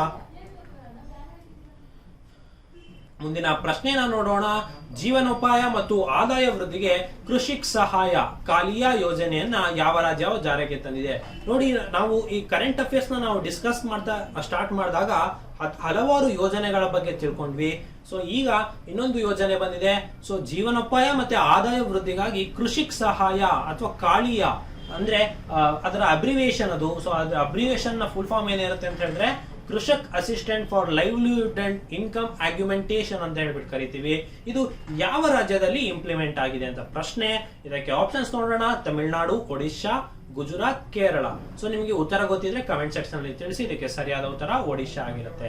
ಇನ್ನು ಒಡಿಶಾ ಸರ್ಕಾರ 41 ಲಕ್ಷ ಸಣ್ಣ ಮತ್ತು ಅತಿ ಸಣ್ಣ ರೈತರಿಗೆ 85,000 ಭೂರಹಿತ ರೈತರಿಗಾಗಿ ಜೀವನೋಪಾಯ ಮತ್ತೆ ಆದಾಯ ವರ್ಧನೆಗೆ ಅಂತ ಹೇಳ್ಬಿಟ್ಟು 869 ಕೋಟಿ ಆರ್ಥಿಕ ಸಹಾಯ ಒದಗಿಸುತ್ತೆ. ಅದರ ಯೋಜನೆ ಹೆಸರೇ ಕಾಳಿಯಾ ಅಂತ ಹೇಳ್ಬಿಟ್ಟು Krushak assistance for livelihood and income augmentation ಅಂತ ಹೇಳ್ಬಿಟ್ಟು ಕರೀತಾರೆ. ಇನ್ನು ಮುಂದಿನ ಪ್ರಶ್ನೆ ನೋಡೋಣ. ಲಿಸ್ ಟ್ರಸ್ ಯಾವ ದೇಶದ ಹೊಸ ಪ್ರಧಾನಮಂತ್ರಿಯಾಗಿ ಆಯ್ಕೆಯಾಗಿದ್ದಾರೆ? ಸೊ ಇದು ಬಹಳ ಸುದ್ದಿಯಲ್ಲಿರುವಂತ ವಿಚಾರ. ಯಾಕಂತ ಹೇಳಿದ್ರೆ ಬ್ರಿಟನ್ ನ ರಾಣಿ ಏನಿದ್ರು ಇತ್ತೀಚೆಗೆ ತೀರೋದ್ರು. ಸೊ ಹೊಸ ರಾಜ ಬಂದ್ರು, ಆದ್ರೆ ಹೊಸ ಪ್ರಧಾನಿ ಕೂಡ ಬಂದ್ರು, ಪ್ರಧಾನಮಂತ್ರಿ ಕೂಡ ಬಂದ್ರು. ಅವ್ರು ಯಾರು ಅಂದ್ರೆ ಲಿಸ್ ಟ್ರಸ್. ಅವ್ರು ಇತ್ತೀಚೆಗೆ ರಾಜೀನಾಮೆ ಕೂಡ ತಗೊಂಡ್ರು. ಸೊ ಲಿಸ್ ಟ್ರಸ್ ಯಾವ್ದಾಗಿದ್ದಾರೆ ಅಂತ ಹೇಳಿದ್ರೆ Russia, United Kingdom, China, Brazil. ನಾ ಆಗ್ಲೇ ಹೇಳಿದೆ, ಇದಕ್ಕೆ ಸರಿಯಾದ ಉತ್ತರ ಯುನೈಟೆಡ್ ಕಿಂಗ್ಡಮ್ ಆಗಿದ್ದಾರೆ. ಸೊ ಇವರು ಇತ್ತೀಚೆಗೆ ರಾಜೀನಾಮೆ ಸಹ ಕೊಟ್ಟಿದ್ದಾರೆ. ಸೊ ಮುಂದಿನ ಪ್ರಧಾನಿ ಯಾರಾಗ್ತಾರೆ ಅಂತ ಹೇಳ್ಬಿಟ್ಟು ಅಲ್ಲಿ ಆರ್ಥಿಕ ಬಿಕ್ಕಟ್ಟು ಬೇರೆ ನಡೀತಾ ಇದೆ. ಸೊ ಇದ್ರ ಬಗ್ಗೆ ತಿಳಿದಿರ್ಲಿ ಅಂತ ಹೇಳ್ತಾ ಮುಂದಿನ ಪ್ರಶ್ನೆ ನೋಡೋಣ. ಅಹಮದಾಬಾದ್ ನಲ್ಲಿ ನಡೆಯಲಿರುವ 36ನೇ ರಾಷ್ಟ್ರೀಯ ಕ್ರೀಡಾಕೂಟದ ಮಾಸ್ಕಾಟ್ ಹೆಸರೇನು? ನೋಡಿ, ಈ ಮಾಸ್ಕಾಟ್ ಅನ್ನೋದೇನು ಅಂತ ಹೇಳ್ಬಿಡ್ತೀನಿ. ನೋಡಿ, ನೀವು ಒಲಿಂಪಿಕ್ಸ್ ಎಲ್ಲ ನೋಡ್ತಾ ಇರ್ಬೇಕಾದ್ರೆ ಒಲಿಂಪಿಕ್ದು ಒಂದು ಗೊಂಬೆ ಇರುತ್ತೆ, ಗೊಂಬೆ ರೀತಿ ಮಾಸ್ಕಾಟ್ ಅಂತ ಕರಿತೀವಿ. ಸೊ ಆ ಗೊಂಬೆ ಈಗ ಅದೇ ರೀತಿ ನಮ್ಮ 36ನೇ ನ್ಯಾಷನಲ್ ಗೇಮ್ಸ್ ಅಥವಾ ರಾಷ್ಟ್ರೀಯ ಕ್ರೀಡಾಕೂಟ ಏನಿದೆ ಇದು ಅಹಮದಾಬಾದ್ ನಲ್ಲಿ ನಡೆಯಲಿದೆ. ಅದಕ್ಕೆ ಹೆಸರು ಏನು ಅಂತ ಹೇಳ್ಬಿಟ್ಟು ಸೊ ಶೇರ್, ಸವಾಜ್, ವಿಕಾಸ್, ಲಿಯೋ ಅಂತ ಹೇಳ್ಬಿಟ್ಟು ಇದಕ್ಕೆ ಸರಿಯಾದ ಉತ್ತರ ಬಂದು ಸವಾಜ್ ಅಂತ ಹೇಳ್ಬಿಟ್ಟು. ಸೊ ಕೇಂದ್ರ ಗೃಹ ಸಚಿವರಾದಂತ ಅಮಿತ್ ಶಾ ಅವರು ಅಹಮದಾಬಾದ್ ನಲ್ಲಿ ನಡೆಯುತ್ತಿರುವ 36ನೇ ರಾಷ್ಟ್ರೀಯ ಕ್ರೀಡಾಕೂಟದ ಮಾಸ್ಕಾಟ್ ಮತ್ತು ಗೀತೆಯನ್ನ ಅನಾವರಣಗೊಳಿಸಿದ್ರು. ಸೊ ಸವಾಜ್ ಇದರ ಅರ್ಥ ಏನು ಅಂತ ಹೇಳಿದ್ರೆ ಮರಿ ಅಂತ ಹೇಳ್ಬಿಟ್ಟು ಅರ್ಥ ಗುಜರಾತ್ ನಲ್ಲಿ. ಇದರ ಗೀತೆಯ ವಿಶೇಷ ಏನಂದ್ರೆ ಏಕ್ ಭಾರತ್ ಶ್ರೇಷ್ಠ ಭಾರತ್ ಅಂತ ಹೇಳ್ಬಿಟ್ಟು. ಸೊ ಇದ್ರ ಬಗ್ಗೆ ನಿಮ್ಗೆ ತಿಳಿದಿರ್ಲಿ. ಮುಂದಿನ ಪ್ರಶ್ನೆನ ನೋಡೋಣ. ಸೂಜಿ ಮುಕ್ತ ಮೂಗಿನ ಮೂಲಕ ನೀಡಬಹುದಾದ ಮೊದಲ ದೇಶ ಯಾವುದು? Which country is the first to approve needle free inhaled version of ಕೋವಿಡ್-19 vaccine? America, China, Europe, Bharat. So ನೋಡಿ, ಇದು ಟ್ರಿಕಿ ಕ್ವಶನ್. ನಾವು ಕಳೆದ 1-2-3 ಪ್ರಶ್ನೆಗಳ ಹಿಂದೆ ಮೂಗಿನ ಮೂಲಕ ನೀಡುವಂತ ಇನ್ಕೋವ್ಯಾಕ್ ವ್ಯಾಕ್ಸಿನ್ ಯಾವ ಕಂಪನಿ ಅಭಿವೃದ್ಧಿ ಪಡಿಸಿತ್ತು ಅಂತ ನಾವು ಓದಿದ್ವಿ. ಈಗ ನೀಡಲ್ ಇಲ್ಲದೆ ಮೂಗಿನ ಮುಖಾಂತರ ತಗೊಳ್ಳುವಂತ ವ್ಯಾಕ್ಸಿನ್ ಮೊದಲು ಮಾನ್ಯತೆ ಪಡೆದ ದೇಶ ಯಾವುದು ಅಂತ ಹೇಳ್ಬಿಟ್ಟು ನಾವು ಚರ್ಚಿಸ್ತಾ ಇದ್ದೀವಿ. ಇದಕ್ಕೆ ಸರಿಯಾದ ಉತ್ತರ ಬಂದು ಚೀನಾ ಆಗಿದೆ. ಸೊ ಇಲ್ಲಿ ನೀವು ಕನ್ಫ್ಯೂಸ್ ಆಗಬಾರ್ದು. ಸೊ ಪ್ರಶ್ನೆ ಒಂದೇ ತರ ಇರ್ಬೋದು, ಆದ್ರೆ ಉತ್ತರ ಬೇರೆ ಬೇರೆ ಇರುತ್ತೆ. ಸೊ ಇದ್ರ ಬಗ್ಗೆ ನಿಮ್ಗೆ ಸೂಕ್ಷ್ಮವಾಗಿ ಅಥವಾ ಗಮನಿಸಿ ನೋಡ್ಬೇಕಾಗತ್ತೆ. ಸೊ ಹಾಗಾಗಿ ನೀವು ಸ್ಪರ್ಧಾ ಅಶ್ವಮೇಧ ಮಾಸಪತ್ರಿಕೆಯನ್ನು ತಗೊಳ್ತು ಅಂತ ಹೇಳಿದ್ರೆ ಇದರಲ್ಲಿ ಈ ರೀತಿ ಸಂಕ್ಷಿಪ್ತವಾಗಿ ಉತ್ತರವನ್ನ ನೀಡಿರ್ತೇವೆ. ಸೊ ಇದ್ರ ಬಗ್ಗೆ ತಿಳಿದಿರ್ಲಿ ಅಂತ ಹೇಳ್ತಾ ಮುಂದಿನ ಪ್ರಶ್ನೆನ ನೋಡೋಣ. ವಿಶ್ವಸಂಸ್ಥೆಯ ಮಹಾಕಾರ್ಯದರ್ಶಿ ಆಂಟೋನಿಯೋ ಗುಟೆರಸ್ ಅವರು ಯಾವ ದೇಶದ ಮಾಜಿ ಅಧ್ಯಕ್ಷರನ್ನು ಅಫ್ಘಾನಿಸ್ತಾನಕ್ಕೆ ತಮ್ಮ ಹೊಸ ವಿಶೇಷ ಪ್ರತಿನಿಧಿಯನ್ನು ನೇಮಿಸಿದ್ದಾರೆ? ಯುಎನ್ ಸೆಕ್ರೆಟರಿ ಜನರಲ್ ಏನಿದ್ದಾರೆ ಆಂಟೋನಿಯೋ ಗುಟೆರಸ್ ಅವರು appointed a former president of which country as is new special envoy for Afghanistan. ಅಂದ್ರೆ ಅವರು ಒಂದು ಕಳೆದ ಬೇರೆ ಒಂದು ಅಫ್ಘಾನಿಸ್ತಾನ್ಗೆ ಹೊಸ ಒಂದು ವಿಶೇಷ ಪ್ರತಿನಿಧಿಯಾಗಿ ಆಯ್ಕೆ ಮಾಡಿದ್ದಾರೆ. ಆದ್ರೆ ಆಯ್ಕೆ ಮಾಡಿರುವಂತಹ ಪ್ರತಿನಿಧಿ ಮುಂಚೆ ಯಾವುದೋ ಒಂದು ದೇಶದ ಒಂದು ಫಾರ್ಮರ್ ಅಧ್ಯಕ್ಷರಾಗಿದ್ರು. ಸೊ ಅವ್ರು ಯಾರು ಅಂತ ಹೇಳ್ಬಿಟ್ಟು ಕೇಳ್ತಾ ಇದ್ದಾರೆ. So Kyrgyzstan, Pakistan, Bharat, China. ಇದಕ್ಕೆ ಸರಿಯಾದ ಉತ್ತರ ಕಿರ್ಗಿಸ್ತಾನ್. ಹೌದ್ರೆ ಕಿರ್ಗಿಸ್ತಾನ್ನ ಮಾಜಿ ಅಧ್ಯಕ್ಷರಾಗಿದ್ದವರು ಈಗ ಅಫ್ಘಾನಿಸ್ತಾನಿಗೆ ಒಂದು ವಿಶೇಷ ಪ್ರತಿನಿಧಿಯಾಗಿ. ಸೊ ಇವರು ಕಿರ್ಗಿಸ್ತಾನ್ನ ವಿದೇಶಾಂಗ ಸಚಿವರಾಗಿ ಕೂಡ ಸೇವೆ ಸಲ್ಲಿಸಿದ್ರೆ. ಸೊ ಇದ್ರ ಬಗ್ಗೆ ತಿಳಿದಿರಲಿ ಅಂತ ಹೇಳ್ತಾ ಮುಂದಿನ ಪ್ರಶ್ನೆನ ನೋಡೋಣ. ಪ್ರಪಂಚದಾದ್ಯಂತ ಅಂತಾರಾಷ್ಟ್ರೀಯ ದತ್ತಿ ದಿನವನ್ನ ಯಾವಾಗ ಆಚರಿಸ್ತಾರೆ? When is international day of charity celebrated every year. Charity ಅಂದ್ರೆ ಗೊತ್ತು, ದಾನವನ್ನ ನೀಡೋದು, ದತ್ತಿ ದಾನವನ್ನ ನೀಡೋದು. ಸೊ ಇದು ಅಂತಾರಾಷ್ಟ್ರೀಯ ಯಾವ ದಿನ ಅಂತ ಹೇಳ್ಬಿಟ್ಟು September 5, October 5, August 5, December 5. So ಇದಕ್ಕೆ ಸರಿಯಾದ ಉತ್ತರ ಬಂದು ಸೆಪ್ಟೆಂಬರ್ 5. ಹೌದು, ನಾವ್ ಹೇಗೆ ಇಲ್ಲಿ ಟೀಚರ್ಸ್ ಡೇ ನ ಸೆಲೆಬ್ರೇಟ್ ಮಾಡ್ತೀವಿ, ಅವತ್ತಿನ ದಿನಾನೇ ಅಂತಾರಾಷ್ಟ್ರೀಯ ದತ್ತಿ ದಿನ ಅಥವಾ ಇಂಟರ್ನ್ಯಾಷನಲ್ ಡೇ ಆಫ್ ಚಾರಿಟಿಯನ್ನ ಕೂಡ ಸೆಲೆಬ್ರೇಟ್ ಮಾಡ್ತಾರೆ. ಸೊ ಇದು ಸ್ವಯಂ ಸೇವಕ ಮತ್ತು ಲೋಕೋಪಕಾರಿ ಚಟುವಟಿಕೆಗಳಲ್ಲಿ ಯಾರು ತೊಡಗಿಸಿಕೊಳ್ತಾರೆ, ಸೊ ಅವರನ್ನ ಪ್ರೇರೇಪಿಸಲು ಉದ್ದೇಶವಾಗಿ ಸೆಪ್ಟೆಂಬರ್ 5ನೇ ತಾರೀಕು ಮದರ್ ತೆರೆಸಾ ನಿಮಗೆ ಗೊತ್ತಿರ್ತಾರೆ. ಸೊ ಅವರ ನಿಧನದ ವಾರ್ಷಿಕೋತ್ಸವ ದಿನವನ್ನಾಗಿ ಇಂಟರ್ನ್ಯಾಷನಲ್ ಡೇ ಆಫ್ ಚಾರಿಟಿ ಅಂತಾರಾಷ್ಟ್ರೀಯ ದತ್ತಿ ದಿನವನ್ನಾಗಿ ಆಚರಿಸಲಾಗತ್ತೆ. 2013ರಲ್ಲಿ ಮೊದಲ ಬಾರಿಗೆ ಈ ದಿನವನ್ನ ಆಚರಿಸಲಾಗಿತ್ತು ಅಂತ ಹೇಳ್ಬಿಟ್ಟು ತಿಳಿದಿರ್ಲಿ. ಮುಂದಿನ ಪ್ರಶ್ನೆ, ಯಾವ ಮಾಜಿ ಅಧ್ಯಕ್ಷರು ತಮ್ಮ ಸಾಕ್ಷ್ಯಚಿತ್ರ ಸರಣಿ ಅವರ್ ಗ್ರೇಟ್ ನ್ಯಾಷನಲ್ ಪಾರ್ಕ್ ಗಾಗಿ ಅತ್ಯುತ್ತಮ ನಿರೂಪಕ ಎಮ್ಮಿ ಪ್ರಶಸ್ತಿ, ಎಮ್ಮಿ ಅವಾರ್ಡ್ಸ್ ಏನಿದೆ ಗೆದ್ದಿದ್ದಾರೆ? Which former president won the best narrator Emmy Award for his documentary series Our Great National Park? Barack Obama, Ramnath Kovind, Shinzo Abe, Emmanuel Macron. ಅಮೆರಿಕದ ಮಾಜಿ ಅಧ್ಯಕ್ಷರಾದಂತಹ ಬರಾಕ್ ಒಬಾಮಾ ಅವರು ತಮ್ಮ ದೇಶದಲ್ಲಿ ಅವರ್ ಗ್ರೇಟ್ ನ್ಯಾಷನಲ್ ಪಾರ್ಕ್ ಅಂತ ಹೇಳ್ಬಿಟ್ಟು ಒಂದು ಎಮ್ಮಿ award ನ ಕೂಡ ಗೆದ್ದಿದ್ದಾರೆ. ಸೊ ಇದ್ರ ಬಗ್ಗೆ ತಿಳಿದಿರಲಿ. ಮುಂದಿನ ಪ್ರಶ್ನೆ ನೋಡೋಣ. The Indian way strategies for and uncertain word ಎಂಬ ಪುಸ್ತಕದ ಲೇಖಕರು ಯಾರು? What is the author of the book title the India way strategies for an uncertain world ಅಂತ ಹೇಳ್ಬಿಟ್ಟು ಎಸ್ ಜೈಶಂಕರ್, ನರೇಂದ್ರ ಮೋದಿ, ಅರುಣ್ ಜೇಟ್ಲಿ, ರಘುರಾಮ್ ರಾಜನ್. ಇದಕ್ಕೆ ಸರಿಯಾದ ಉತ್ತರ ಎಸ್ ಜೈಶಂಕರ್. ಕೇಂದ್ರ ವಿದೇಶಾಂಗ ವ್ಯವಹಾರಗಳ ಸಚಿವ ಎಸ್ ಜೈಶಂಕರ್ ಅವರು ತಮ್ಮ ಪುಸ್ತಕದ ಗುಜರಾತ್ ಭಾಷಾಂತರವಾದ India way strategies for uncertain world ಅಂತ ಹೇಳ್ಬಿಟ್ಟು ಒಂದು ಪುಸ್ತಕ ಬರೆದಿದ್ದಾರೆ. ಸೊ ಇದು ಬಹಳ ಪ್ರಮುಖವಾಗಿದೆ. ಯಾಕಂತ ಹೇಳಿದ್ರೆ ನಾ ಹೇಳ್ದೆ, ನಿಮ್ಗೆ ಬುಕ್ ಮತ್ತೆ ಆಥರ್ಸ್ ಬಗ್ಗೆ ನೀವು ಓದಿರ್ಬೇಕಾಗತ್ತೆ, ಮಾಹಿತಿ ತಿಳಿದಿರ್ಬೇಕಾಗತ್ತೆ. ನಿಮ್ಗೆ ಪರೀಕ್ಷೆಯಲ್ಲಿ ಈ ರೀತಿಯಾದಂತಹ ಪ್ರಶ್ನೆಗಳನ್ನ ಕೇಳ್ತಾರೆ. ಹೇಗೆ ಪರ್ಸನ್ ಇನ್ ನ್ಯೂಸ್ ಅಥವಾ ಡೇಸ್ ಬಗ್ಗೆ ಕೇಳ್ತಾರೆ, ಇದೇ ರೀತಿ ಆಥರ್ಸ್ ಮತ್ತೆ ಬುಕ್ಸ್ ಬಗ್ಗೆನೂ ಕೇಳ್ತಾರೆ. ಇದಕ್ಕಾಗಿ ನೀವು ಸ್ಪರ್ಧಾ ಅಶ್ವಮೇಧ ಪುಸ್ತಕವನ್ನ ತೆಗೆದುಕೊಳ್ಬೇಕಾಗತ್ತೆ. ಹೋಮಿಯೋಪತಿಗಾಗಿ ವಿಶ್ವ ಆರೋಗ್ಯ ಶೃಂಗಸಭೆ ಆತಿಥ್ಯ ರಾಷ್ಟ್ರ ಯಾವುದು? USA, UAE, China, Bharat. ಇದಕ್ಕೆ ಸರಿಯಾದ ಉತ್ತರ UAE ಆಗಿದೆ. ಇದು ಏನಂತ ಹೇಳಿದ್ರೆ, ಹೋಮಿಯೋಪತಿಗಾಗಿ ವಿಶ್ವ ಆರೋಗ್ಯ ಶೃಂಗಸಭೆ ಮೊದಲ ಆವೃತ್ತಿ ದುಬೈನಲ್ಲಿ ನಡೆದಿತ್ತು. ಸೊ ಹಾಗಾಗಿ UAE ಮೊದಲ ಆತಿಥೇಯ ರಾಷ್ಟ್ರ ಆಗಿ ಹಮ್ಮಿಕೊಂಡಿದೆ. ಸೊ ಮುಂದಿನ ಪ್ರಶ್ನೆಯನ್ನು ನೋಡೋಣ. ಯಾವ ನಗರಗಳು UNESCO global network of learning cities ಸೇರಿವೆ? Which cities have join the UNESCO global network for learning sites? Warangal, Thrissur ಮತ್ತು ನಿಲಂಬಾರ್, ಮೈಸೂರು, ವಾರಣಾಸಿ ಮತ್ತು ಜೈಪುರ್, ಕೊಚ್ಚಿ, ಮೈಸೂರು ಮತ್ತು ಮೈಸೂರು, ಕಾಂಚೀಪುರಂ, ಧೊಲಾವೀರಾ ಮತ್ತು Mysuru. So UNESCO global network of learning sites ಅಂತ ಹೇಳ್ಬಿಟ್ಟು ಯಾವ 3 ನಗರಗಳು ಸೆಲೆಕ್ಟ್ ಆಗಿದಾವೆ ಅಂತ ಹೇಳ್ಬಿಟ್ಟು ಸರಿಯಾದ ಉತ್ತರ ವರಾಂಗಲ್, ತ್ರಿಶೂರ್ ಮತ್ತೆ ನಿಲಂಬೂರ್ ಆಗಿದೆ. ನೋಡಿ, UNESCO network for learning sites ಗೆ ಸೇರ್ಕೊಂಡಿದೆ 44 ದೇಶಗಳು, 77 ನಗರಗಳು ಇತ್ತೀಚಿನ ಪಟ್ಟಿಯಲ್ಲಿ ಸೇರ್ಕೊಂಡಿದ್ದಾವೆ. ಪ್ರಪಂಚದಾದ್ಯಂತ 594 ನಗರಗಳು ಒಳಗೊಂಡಿದೆ. ಸೊ ಈಗ ವರಾಂಗಲ್, ತ್ರಿಶೂರ್ ಮತ್ತೆ ನಿಲಾಂಬೂರ್ ಕೂಡ ಸೇರ್ಕೊಂಡಿದೆ. ಇದ್ರ ಬಗ್ಗೆ ನಿಮ್ಗೆ ತಿಳಿದಿರ್ಲಿ. ಇಲ್ಲಿ ಕಾಕತೀಯ ಡೈನಾಸ್ಟಿ, ವರಾಂಗಲ್ನ ಕಾಕತೀಯರು ಅಂತ ಹೇಳ್ಬಿಟ್ಟು ನಾವು ಕರ್ನಾಟಕ ಇತಿಹಾಸದಲ್ಲಿ ಓದ್ತೀವಿ. ಯಾವಾಗ 1319 ಅಲ್ಲಿ ನಮ್ಮಲ್ಲಿ ದಾಳಿ ಆಗತ್ತೆ, 1326 ಅಲ್ಲಿ ಒಮ್ಮೆ ಮೊಹಮ್ಮದ್ ಬಿನ್ ತುಗ್ಲಕಿನ ಕೂಡ ದಾಳಿ ಆಗತ್ತೆ. ಸೊ ಆಗ ವರಂಗಲ್ ಕಾಕತೀಯರು ನಾಶ ಆಗ್ತಾರೆ, ಎಲ್ಲ ನಾಶ ಆಗತ್ತೆ, ಹೊಯ್ಸಳ ಕೂಡ ನಾಶ ಆಗತ್ತೆ. ನಂತರ ವಿಜಯನಗರ ಸಾಮ್ರಾಜ್ಯ ಸ್ಥಾಪನೆ ಆಗತ್ತೆ. ಸೊ ಇದನ್ನೆಲ್ಲ ನಾವು ಓದಿದ್ವಿ ಕರ್ನಾಟಕ ಇತಿಹಾಸದಲ್ಲಿ. ಸೊ ಈಗ ಅದು UNESCO global network for learning sites ನಲ್ಲಿ ನಾವು ಓದಿರ್ತೀವಿ. ನೆಕ್ಸ್ಟ್, ಕೇಂದ್ರ ಸರ್ಕಾರವ ಯಾವ ನಗರ ಎಲೆಕ್ಟ್ರಾನಿಕ್ ಮ್ಯಾನುಫ್ಯಾಕ್ಚರಿಂಗ್ ಕ್ಲಸ್ಟರ್ EMC ನಿರ್ಮಾಣಕ್ಕೆ ಅನುಮೋದನೆ ನೀಡಿದೆ? The union government has approved an electronic manufacturing cluster in which city? Mumbai, Bangalore, Pune, Gujarat. ಇದಕ್ಕೆ ಸರಿಯಾದ ಉತ್ತರ ಪುಣೆ ಆಗಿರುತ್ತೆ. ಸೊ ಪುಣೆಯಲ್ಲಿ 500 ಕೋಟಿ ವೆಚ್ಚದಲ್ಲಿ ಎಲೆಕ್ಟ್ರಾನಿಕ್ಸ್ ಮ್ಯಾನುಫ್ಯಾಕ್ಚರಿಂಗ್ ಕ್ಲಸ್ಟರ್ EMC ಅನ್ನ ಕೇಂದ್ರ ಸರ್ಕಾರ ಅನುಮೋದನೆ ನೀಡಿದೆ. ಸೊ ಇದು ಮಾಹಿತಿ ತಂತ್ರಜ್ಞಾನ ಸಚಿವಾಲಯ ಅನುಮೋದನೆ ನೀಡಿದೆ. 2,000 ಕೋಟಿ ರೂಪಾಯಿ ಹೂಡಿಕೆಯನ್ನು ಆಕರ್ಷಿಸುವ ನಿರೀಕ್ಷೆ ಇದೆ ಅಂತ ಹೇಳ್ಬಿಟ್ಟು ಇದು ಭಾರತ ಮೊದಲ ಸೆಮಿಕಂಡಕ್ಟರ್ ಪಾರ್ಕ್ ಅನ್ನು ಮೈಸೂರಿನಲ್ಲಿ ಸ್ಥಾಪಿಸಲು 22,900 ಕೋಟಿ ರೂಪಾಯಿ ಸರ್ಕಾರ ನೀಡಿದೆ ಅಂತ ಕೂಡ ನಿಮಗೆ ತಿಳಿದಿರಲಿ. ಇನ್ನು 168ನೇ ಪ್ರಶ್ನೆಗೆ ಬಂದಿದ್ದೇವೆ.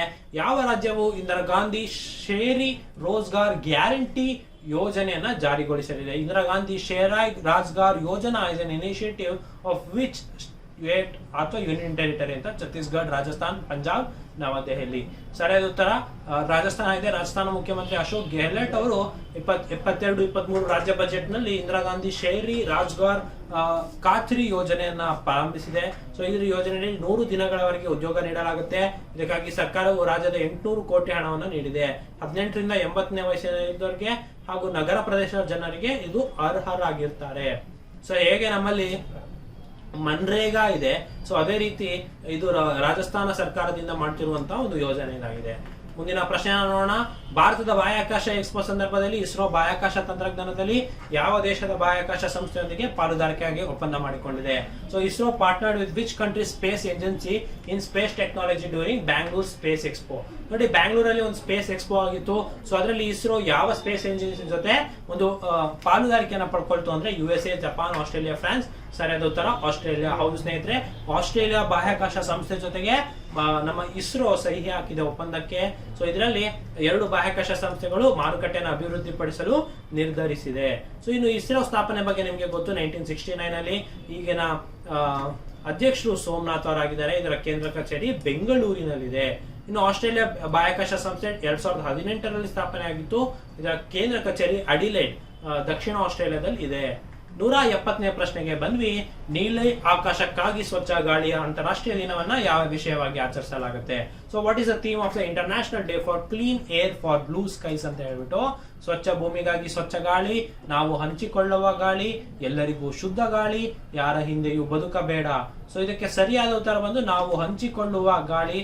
ಸೊ ನೋಡಿ, international day for clean air for blue skies ಅಲ್ಲ, ಥೀಮ್ ಏನಾಗಿದೆ ಅಂತ ಹೇಳಿದ್ರೆ ನಾವು ಹಂಚಿಕೊಳ್ಳುವ ಗಾಳಿ. ಸೊ ಇದು ಸೆಪ್ಟೆಂಬರ್ 7ನೇ ತಾರೀಕಂದು ಆಚರಿಸಲಾಗುತ್ತೆ. ಸೊ ನಾವು ಹಂಚಿಕೊಳ್ಳುವ ಗಾಳಿ ಅಂತ ಹೇಳ್ಬಿಟ್ಟಿದ್ದೀರಾ, ಧ್ಯೇಯ ವಾಕ್ಯ ಇದಾಗಿದೆ. ಸೊ UNEP ಏನಿದೆ ಅದರ ಮೂಲಕ ಈ ದಿನವನ್ನು ಆಚರಿಸಲಾಗುತ್ತೆ. ಮೊದಲ ಬಾರಿ 2019ನೇ ಇಸ್ವಿಯಿಂದ ಇದನ್ನ ಸ್ಟಾರ್ಟ್ ಮಾಡಲಾಗಿತ್ತು. ಇದು ಗಾಳಿಯ ಗುಣಮಟ್ಟವನ್ನ ಮಹತ್ವದ ಬಗ್ಗೆ ಜಾಗೃತಿಯನ್ನ ಮೂಡಿಸುವ ಪ್ರಯತ್ನ ಇದು ಮಾಡ್ತಾ ಇದೆ. ಸೊ ಇದ್ರ ಬಗ್ಗೆ ತಿಳಿದಿರ್ಲಿ. ಇದೇ ರೀತಿ ನಿಮಗೆ ಸಂಕ್ಷಿಪ್ತವಾಗಿ ಬೇಕಿತ್ತು ಅಂತ ಹೇಳಿದ್ರೆ ನೀವು ಸ್ಪರ್ಧಾ ಅಶ್ವಮೇಧ ಮ್ಯಾಗಝಿನ್ ಅನ್ನ ನೀವು ಡೌನ್ಲೋಡ್ ಮಾಡ್ಕೋಬೇಕಾಗತ್ತೆ. ಸ್ನೇಹಿತರೆ, ಮುಂದಿನ ಪ್ರಶ್ನೆಗೆ ಹೋಗೋಣ. ಯಾವ ಭಾರತೀಯ ರಾಜ್ಯವು ಯಶಸ್ವಿಯಾಗಿ ಜೈವಿಕ ಗ್ರಾಮಗಳನ್ನ ಸ್ಥಾಪಿಸಿದೆ? Which Indian state has successfully set up bio villages? Options ನೋಡೋಣ. Option A Assam, B Sikkim, C Manipur, D Tripura. ನೋಡಿ, ಈ ಬಯೋ ವಿಲೇಜಸ್ ಅನ್ನೋದೇನಿದೆ, ಸೊ ಇದು ಹವಾಮಾನ ಬದಲಾವಣೆ, ಈ ರೀತಿಯಾದಂತಹ ಕ್ಲೈಮೇಟ್ ಚೇಂಜ್, ಈ ರೀತಿಯಾದಂತಹ ವಿಚಾರಕ್ಕಾಗಿ ಇದನ್ನ ಬಯೋ ವಿಲೇಜ್ ಅಂತ ಹೇಳ್ಬಿಟ್ಟು ಸ್ಥಾಪನೆ ಮಾಡ್ತಾ ಇದೆ. ಸೊ ಇದು ಯಾವ ಸರ್ಕಾರ ಅಥವಾ ಯಾವ ರಾಜ್ಯದಲ್ಲಿ ಇದನ್ನ ಮಾಡಲಾಗಿದೆ ಅಂತ ಹೇಳ್ಬಿಟ್ಟು, ಸೊ ಇದಕ್ಕೆ ಸರಿಯಾದ ಉತ್ತರ ಗೊತ್ತಿದ್ರೆ ನೀವು ಕಮೆಂಟ್ ಸೆಕ್ಷನ್ ಅಲ್ಲಿ ತಿಳಿಸಿ. ಇದಕ್ಕೆ ಸರಿಯಾದ ಉತ್ತರ ಬಂದು ತ್ರಿಪುರ ಆಗಿರುತ್ತೆ. ಸುಸ್ಥಿರ ಅಭಿವೃದ್ಧಿ, ಹವಾಮಾನ ಬದಲಾವಣೆ ತಗ್ಗಿಸುವಿಕೆ ಮತ್ತೆ ಹವಾಮಾನ ಹೊಂದಾಣಿಕೆಗೋಸ್ಕರ ತ್ರಿಪುರ ಸರ್ಕಾರ ಈ ತರ 5 ಜೈವಿಕ ಗ್ರಾಮಗಳನ್ನ ಯಶಸ್ವಿಯಾಗಿ ಸ್ಥಾಪಿಸಿದೆ. ಸೊ ಇದರಲ್ಲಿ ಒಂದು 500ಕ್ಕೂ ಹೆಚ್ಚು ಕುಟುಂಬಗಳು ಇದರಿಂದ ಪ್ರಯೋಜನ ಆಗಿದೆ. ಅಂದ್ರೆ ಸಾವಯವ ಕೃಷಿ, ಏನು ಆರ್ಗ್ಯಾನಿಕ್ ಫಾರ್ಮಿಂಗ್ ಅಂತ ನಾವೇನ್ ಹೇಳ್ತೀವಿ, ಸೊ ಇದನ್ನ ಮತ್ತೆ ಹಲವಾರು ಬಯೋಟೆಕ್ನಾಲಜಿ ರಿಲೇಟೆಡ್ ಇರುವಂತಹ ವಿಚಾರಗಳನ್ನ ಇದರಲ್ಲಿ ಅಳವಡಿಸಲಾಗಿದೆ. 2018ರಲ್ಲಿ ಈ ರೀತಿಯಾದಂತಹ ಒಂದು ಪರಿಕಲ್ಪನೆಯನ್ನ ತ್ರಿಪುರ ಸರ್ಕಾರ ಪರಿಚಯಿಸಿತ್ತು. ಇದ್ರ ಬಗ್ಗೆ ತಿಳಿದಿರ್ಲಿ ಅಂತ ಹೇಳ್ತಾ ಮುಂದಿನ ಪ್ರಶ್ನೆನ ನೋಡೋಣ. ಮುಂದಿನ ಪ್ರಶ್ನೆ, ಇತ್ತೀಚೆಗೆ ಸುದ್ದಿಯಲ್ಲಿರುವ ಅರವಿಂದ್ ಚಿದಂಬರಂ ಯಾವ ಕ್ರೀಡೆಯಲ್ಲಿ ಪ್ರಸಿದ್ಧರಾಗಿದ್ದಾರೆ? Arvind Chidambaram who was seen recently in news is related to which sports ಅಂತ ಹೇಳ್ಬಿಟ್ಟು. ಸೊ ನೋಡಿ, ಇದು ಪರ್ಸನ್ ಇನ್ ನ್ಯೂಸ್ ಕ್ಯಾಟಗರಿಗೂ ಬರುತ್ತೆ, ಸ್ಪೋರ್ಟ್ಸ್ ಕ್ಯಾಟಗರಿಗೂ ಬರುತ್ತೆ. ಸೊ ಈ ರೀತಿಯಾದಂತಹ ಪ್ರಶ್ನೆಗಳು ನಿಮಗೆ ಸ್ಪೋರ್ಟ್ಸ್ ಕ್ಯಾಟಗರಿಯಲ್ಲಿ ಕೇಳಲಾಗುತ್ತೆ. ಸೊ ಇವರು ಯಾವ ಕ್ರೀಡೆಗೆ ಸಂಬಂಧಿಸ್ತಾರೆ ಅಂತ ಹೇಳ್ಬಿಟ್ಟು. Option A football, B chess, C tennis, D cricket. So ನಿಮ್ಗೆ ಉತ್ತರ ಗೊತ್ತಿದ್ದಲ್ಲಿ ನೀವು ಕಮೆಂಟ್ ಸೆಕ್ಷನ್ ಅಲ್ಲಿ ತಿಳಿಸಬಹುದು. ನಿಮ್ಗೆ 5 ಸೆಕೆಂಡ್ಗಳ ಕಾಲ ಅವಕಾಶ ಇರುತ್ತೆ. ಸೊ ಇದಕ್ಕೆ ಸರಿಯಾದ ಉತ್ತರವನ್ನು ನೋಡೋಣ. ಅರವಿಂದ್ ಚಿದಂಬರಂ ಒಬ್ಬ ಚೆಸ್ ಆಟಗಾರ ಆಗಿರ್ತಾನೆ. ಇತ್ತೀಚೆಗೆ ನಿಮ್ಗೆ 2022ನೇ ದುಬೈ ಓಪನ್ ಚೆಸ್ ಟೂರ್ನಮೆಂಟ್ ಆಯ್ತು. ಸೊ ಹಾಗಾಗಿ ಇದು ಸುದ್ದಿಯಲ್ಲಿದೆ. ಅಂದ್ರೆ ಈ ಚೆಸ್ ಟೂರ್ನಮೆಂಟ್ ಆಗಿದ್ರಿಂದ ಸೊ ಭಾರತದ ಕ್ರೀಡಾಪಟುಗಳು ಯಾರ್ಯಾರು ಭಾಗವಹಿಸಿದ್ರು, ಸೊ ಅದ್ರ ಮೇಲೆ ನಿಮ್ಗೆ ಪ್ರಶ್ನೆಗಳು ಬರುವ ಚಾನ್ಸಸ್ ಇರುತ್ತೆ. ಸೊ ಇನ್ನು ನಿಮ್ಗೆ ಆರ್ ಪ್ರಜ್ಞಾನಂದ ಅವರು ಗೊತ್ತು, ಹಲವಾರು ಬಾರಿ ಸುದ್ದಿಯಲ್ಲಿ ಇರ್ತಾರೆ. ಸೊ ಇವರೆಲ್ಲ ಪ್ರಮುಖ ಭಾರತದ ಚೆಸ್ ಆಟಗಾರರು. 7ರಲ್ಲಿ ಅಂದ್ರೆ 10ರಲ್ಲಿ 7 ಸ್ಥಾನ ಭಾರತಕ್ಕೆ ಸಿಕ್ಕಿದೆ. ಇದ್ರ ಬಗ್ಗೆ ನಿಮ್ಗೆ ತಿಳಿದಿರ್ಲಿ ಅಂತ ಹೇಳ್ತಾ ಹೆಚ್ಚಿನ ಮಾಹಿತಿಗಾಗಿ ನೀವು ಸ್ಪರ್ಧಾ ಅಶ್ವಮೇಧ ಮಾಸಪತ್ರಿಕೆಯನ್ನು ಡೌನ್ಲೋಡ್ ಮಾಡ್ಕೊಳ್ಬೇಕು. ಲಿಂಕ್ ಅನ್ನ ನಿಮ್ಗೆ ನೀಡಲಾಗಿರುತ್ತೆ. ಇನ್ನು ಮುಂದಿನ ಪ್ರಶ್ನೆನ ನೋಡೋಣ. ಮುಂದಿನ ಪ್ರಶ್ನೆ, ಇತ್ತೀಚೆಗೆ ನೀತಿ ಆಯೋಗದ ವರದಿಯ ಪ್ರಕಾರ ಪೋಷಣ್ ಅಭಿಯಾನದ ಅನುಷ್ಠಾನದಲ್ಲಿ ಯಾವ ರಾಜ್ಯವು ಮೊದಲ ಶ್ರೇಣಿಯನ್ನ ಪಡೆದಿದೆ? Which state got first rank in the implementation of Poshan Abhiyan scheme as per the recent ನೀತಿ ಆಯೋಗ್ ರಿಪೋರ್ಟ್ ಅಂತ ಹೇಳ್ಬಿಟ್ಟು. ಸೊ ಇದಕ್ಕೆ ಆಪ್ಷನ್ಸ್ ನೋಡೋಣ. ದೆಹಲಿ, ಮಹಾರಾಷ್ಟ್ರ, ಕೇರಳ, ಕರ್ನಾಟಕ. ನೋಡಿ ಇದಕ್ಕೆ ಸರಿಯಾದ ಉತ್ತರ ಬಂದು ಮಹಾರಾಷ್ಟ್ರ ಆಗಿರುತ್ತೆ.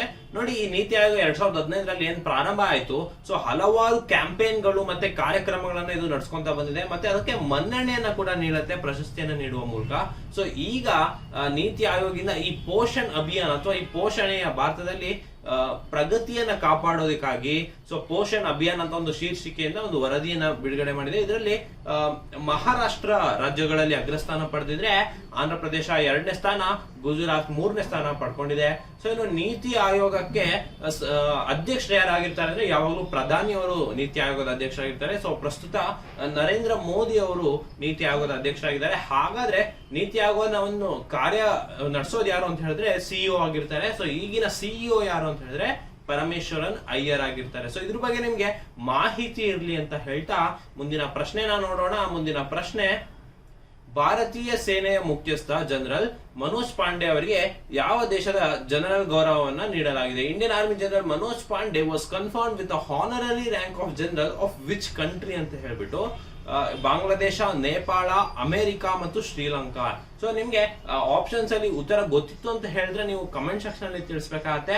ಇದಕ್ಕೆ ಸರಿಯಾದ ಉತ್ತರವನ್ನ ನೋಡೋಣ. ಸರಿಯಾದ ಉತ್ತರ ಬಂದು ನೇಪಾಳ. ಹೌದು ಸ್ನೇಹಿತರೆ, ನೇಪಾಳದ ಏನು ಸರ್ಕಾರ ಇದೆ, ಸೊ ಅವರು ನಮ್ಮ ಭಾರತದ ಇಂಡಿಯನ್ ಆರ್ಮಿ ಜನರಲ್ ಆದಂತಹ ಮನೋಜ್ ಪಾಂಡೆ ಅವರಿಗೆ ಜನರಲ್ ಪದವಿಯನ್ನ ಕೊಟ್ಟಿದ್ದಾರೆ. ಸೊ ಅವರ ಕಂಟ್ರಿಯ ಜನರಲ್, ಇದೊಂದು ಹಾನರರಿ ಅವಾರ್ಡ್ ಆಗಿರುತ್ತೆ, ಗೌರವ ಶ್ರೇಣಿಯನ್ನಿಗೆ ಇವರು ಪಾತ್ರರಾಗಿದ್ದಾರೆ.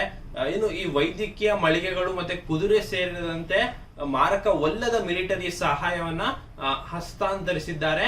ಸೊ ಇದ್ರ ಬಗ್ಗೆ ಕೂಡ ನಿಮ್ಗೆ ತಿಳಿದಿರ್ಲಿ, ಯಾಕಂತ ಹೇಳಿದ್ರೆ ಇದು IR ಇಂಟರ್ನ್ಯಾಷನಲ್ ರಿಲೇಷನ್ಸ್ ಅಂತ ಏನ್ ಕರಿತೇವೆ, ಸೊ ಇದಕ್ಕೆ ಅದಕ್ಕೂ ಕೂಡ ಸಂಬಂಧ ಪಡುತ್ತೆ. ಸೊ ಹಾಗಾಗಿ ಇದ್ರ ಬಗ್ಗೆ ನಿಮ್ಗೆ ಮಾಹಿತಿ ಇರ್ಲಿ ಅಂತ ಹೇಳ್ತಾ, ಹೆಚ್ಚಿನ ಮಾಹಿತಿಗಾಗಿ ನೀವು ಸ್ಪರ್ಧಾ ಅಶ್ವಮೇಧ ಮ್ಯಾಗಝಿನ್ ಅನ್ನ ಡೌನ್ಲೋಡ್ ಮಾಡ್ಕೊಳ್ಬೇಕಾಗತ್ತೆ. ಆ ಪ್ರಶ್ನೆ, ರಾಷ್ಟ್ರೀಯ ಸಹಕಾರ ನೀತಿ ಕರಡು ರಚನಾ ಸಮಿತಿ ಮುಖ್ಯಸ್ಥರು ಯಾರು? Who is the head of committee for the drafting of the national cooperative policy document?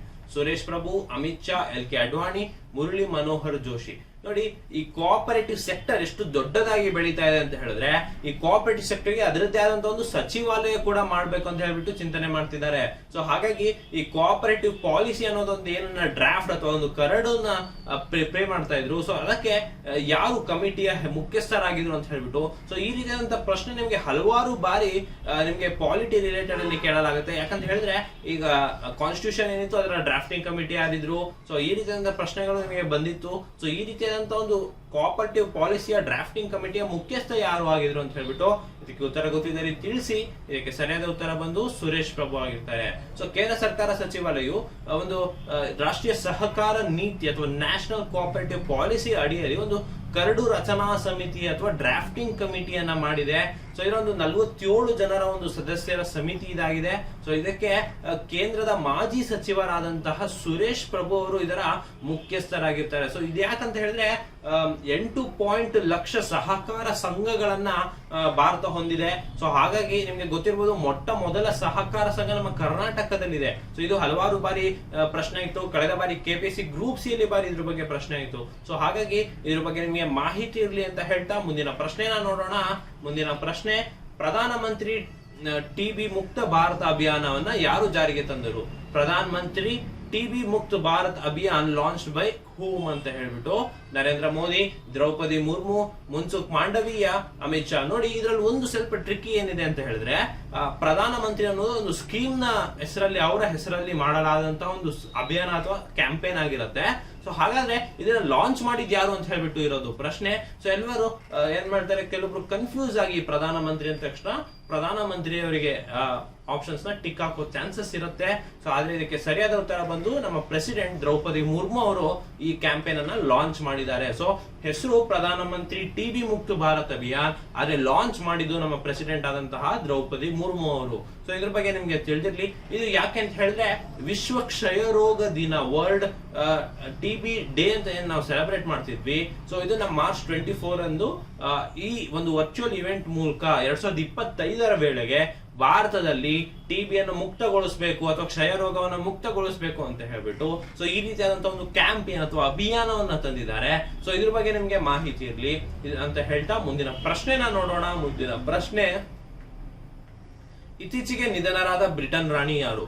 Who passed away recently was a monarch of Britain ಅಂತ ಹೇಳ್ಬಿಟ್ಟು ಇದಕ್ಕೆ ಆಪ್ಷನ್ಸ್ ಅನ್ನ ನೋಡೋಣ. ಇದಕ್ಕೆ ಆಪ್ಷನ್ಸ್ ರಾಣಿ ಎಲಿಜಬೆತ್ 2, ರಾಣಿ ಎಲಿಜಬೆತ್ 3, ರಾಣಿ ಎಲಿಜಬೆತ್ 1, ರಾಣಿ ಎಲಿಜಬೆತ್ 4. ನೋಡಿ ಈ ರೀತಿಯಾದಂತ ಪ್ರಶ್ನೆ ನಿಮ್ಗೆ ಗೊತ್ತಿರುತ್ತೆ, ನೀವು ಹಲವಾರು ಬಾರಿ ಸುದ್ದಿ ಕೇಳಿರ್ತೀರಾ, ರಾಣಿ ನಿಧನರಾದ ಸುದ್ದಿ ಅಂತೂ ನೀವು ಕೇಳೇ ಇರ್ತೀರಾ.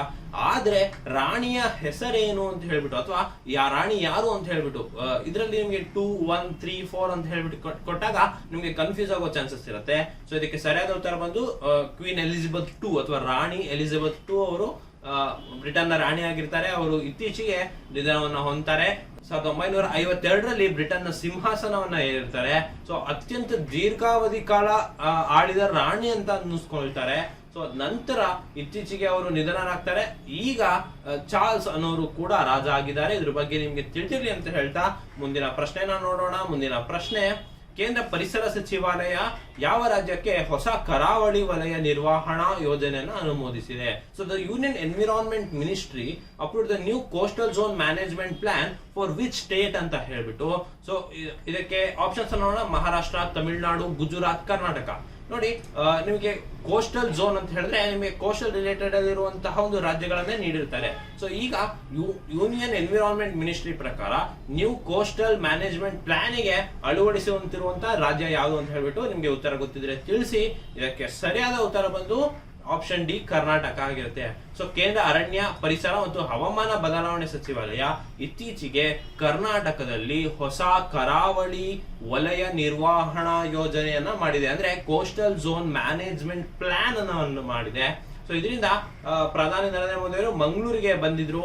ಸೊ ಆಗ ಈ ರೀತಿಯಾದಂತಹ ಒಂದು ಅನುಮೋದಿಸಿದ್ದಾರೆ. ಸೊ ಇದ್ರ ಬಗ್ಗೆ ನಿಮ್ಗೆ ತಿಳಿದಿರ್ಲಿ.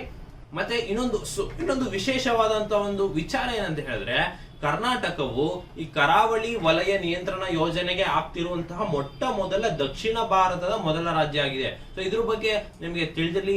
ಇದೇ ರೀತಿಯಾದಂತಹ ಒಂದು ವಿಶೇಷ ಮಾಹಿತಿಗಾಗಿ ನೀವು ಸ್ಪರ್ಧಾ ಅಶ್ವಮೇಧ ಮ್ಯಾಗಝಿನ್ ಅನ್ನು ಡೌನ್ಲೋಡ್ ಮಾಡ್ಕೋಬೇಕಾಗತ್ತೆ. ಸೊ ಮುಂದಿನ ಪ್ರಶ್ನೆನ ನೋಡೋಣ. ಮುಂದಿನ ಪ್ರಶ್ನೆ, ಭಾರತದ ರಿಯಾಯಿತಿಯ ಹಣಕಾಸು ಯೋಜನೆಯಡಿ ನಿರ್ಮಿಸಲಾದ ಮೈತ್ರಿ ಸೂಪರ್ ಥರ್ಮಲ್ ಪವರ್ ಪ್ರಾಜೆಕ್ಟ್ ಅನ್ನು ಯಾವ ದೇಶ ಉದ್ಘಾಟಿಸಿದೆ? ವಿಚ್ ಕಂಟ್ರಿ ಇನಾಗ್ರೇಟೆಡ್ ಮೈತ್ರಿ super thermal power plant constructed under India's concessional financing scheme? Bangladesh, Sri Lanka, Russia, Myanmar. ನೋಡಿ ಇದು ಸುಲಭವಾದಂತಹ ಪ್ರಶ್ನೆ. ಯಾಕಂತ ಹೇಳಿದ್ರೆ ನಾವು ತೀಸ್ತಾ ನದಿ ಬಗ್ಗೆ ಏನ್ ಮಾತಾಡ್ತಾ ಇದ್ವಿ, ಸೊ ಆಗ ಬಾಂಗ್ಲಾದೇಶದ ಜೊತೆ ಟೈಸ್ ಬಗ್ಗೆ ಮಾತಾಡಿದ್ವಿ. ಸೊ ಇದೊಂದು IR ಇಂಟರ್ನ್ಯಾಷನಲ್ ರಿಲೇಷನ್ಸ್ ಅಂತ ಹೇಳ್ಬಿಟ್ಟು ನಾನು ಹೇಳಿದ್ದೆ. ಸೊ ಅಲ್ಲಿನ ಪ್ರಧಾನಿ ಆಗಿರ್ಬೋದು, ನಮ್ಮ ಪ್ರಧಾನಿ ಆಗಿರ್ಬೋದು, ಉತ್ತಮ ಸಂಬಂಧದಲ್ಲಿದ್ದಾರೆ. ಸೊ ಹಾಗಾಗಿ ಇತ್ತೀಚೆಗೆ ಬಾಂಗ್ಲಾದೇಶದಲ್ಲಿ ಮೈತ್ರಿ ಸೂಪರ್ ಥರ್ಮಲ್ ಪವರ್ ಪ್ಲಾಂಟ್ ಗೆ ಭಾರತ ಫೈನಾನ್ಷಿಯಲ್ ಏಡ್ ಅನ್ನ ನೀಡಿದೆ. ಸೊ ಇದರಿಂದ ಒಂದು ಬಾಂಗ್ಲಾದೇಶ ರಾಷ್ಟ್ರೀಯ ಗ್ರಿಡ್ ಗೆ 1320 ಮೆಗಾವ್ಯಾಟ್ ಅಷ್ಟು ವಿದ್ಯುತ್ ಅನ್ನ ಇದು ಒದಗಿಸುತ್ತೆ ಅಂತ ಹೇಳ್ಬಿಟ್ಟು ನಿಮ್ಗೆ ತಿಳಿದಿರ್ಲಿ. ಸೊ ಇದ್ರ ಬಗ್ಗೆ ನಿಮ್ಗೆ ಮಾಹಿತಿ ಇರ್ಲಿ ಅಂತ ಹೇಳ್ತಾ ಮುಂದಿನ ಪ್ರಶ್ನೆನ ನೋಡೋಣ.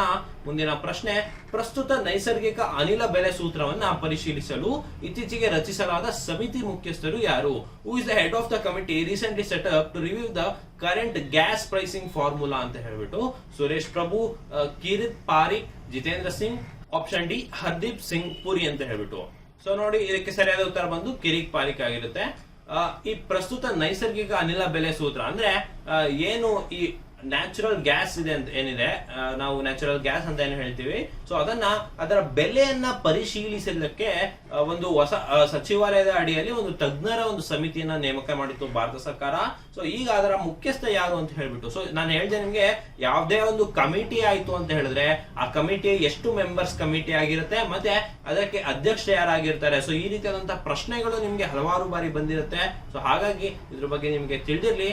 ಸೊ ಈ ತಿಂಗಳ ಅಂತ್ಯ ಒಳಗೆ ವರದಿ ಸಲ್ಲಿಸುವಂತೆ ಈ ಸಮಿತಿಗೆ ಸೂಚಿಸಲಾಗಿದೆ. ಸೊ ಹಾಗಾಗಿ ಈ ರಿಪೋರ್ಟ್ ಬಂದ್ಮೇಲೆ ಮತ್ತೆ ಇದು ಸುದ್ದಿಯಲ್ಲಿರುತ್ತೆ. ಸೊ ಹಾಗಾಗಿ ನೀವು ಇದ್ರ ಬಗ್ಗೆ ನಿಮಗೆ ತಿಳಿದಿರ್ಲಿ ಅಂತ ಹೇಳ್ತಾ ಮುಂದಿನ ಪ್ರಶ್ನೆನ ನೋಡೋಣ. ಮುಂದಿನ ಪ್ರಶ್ನೆ,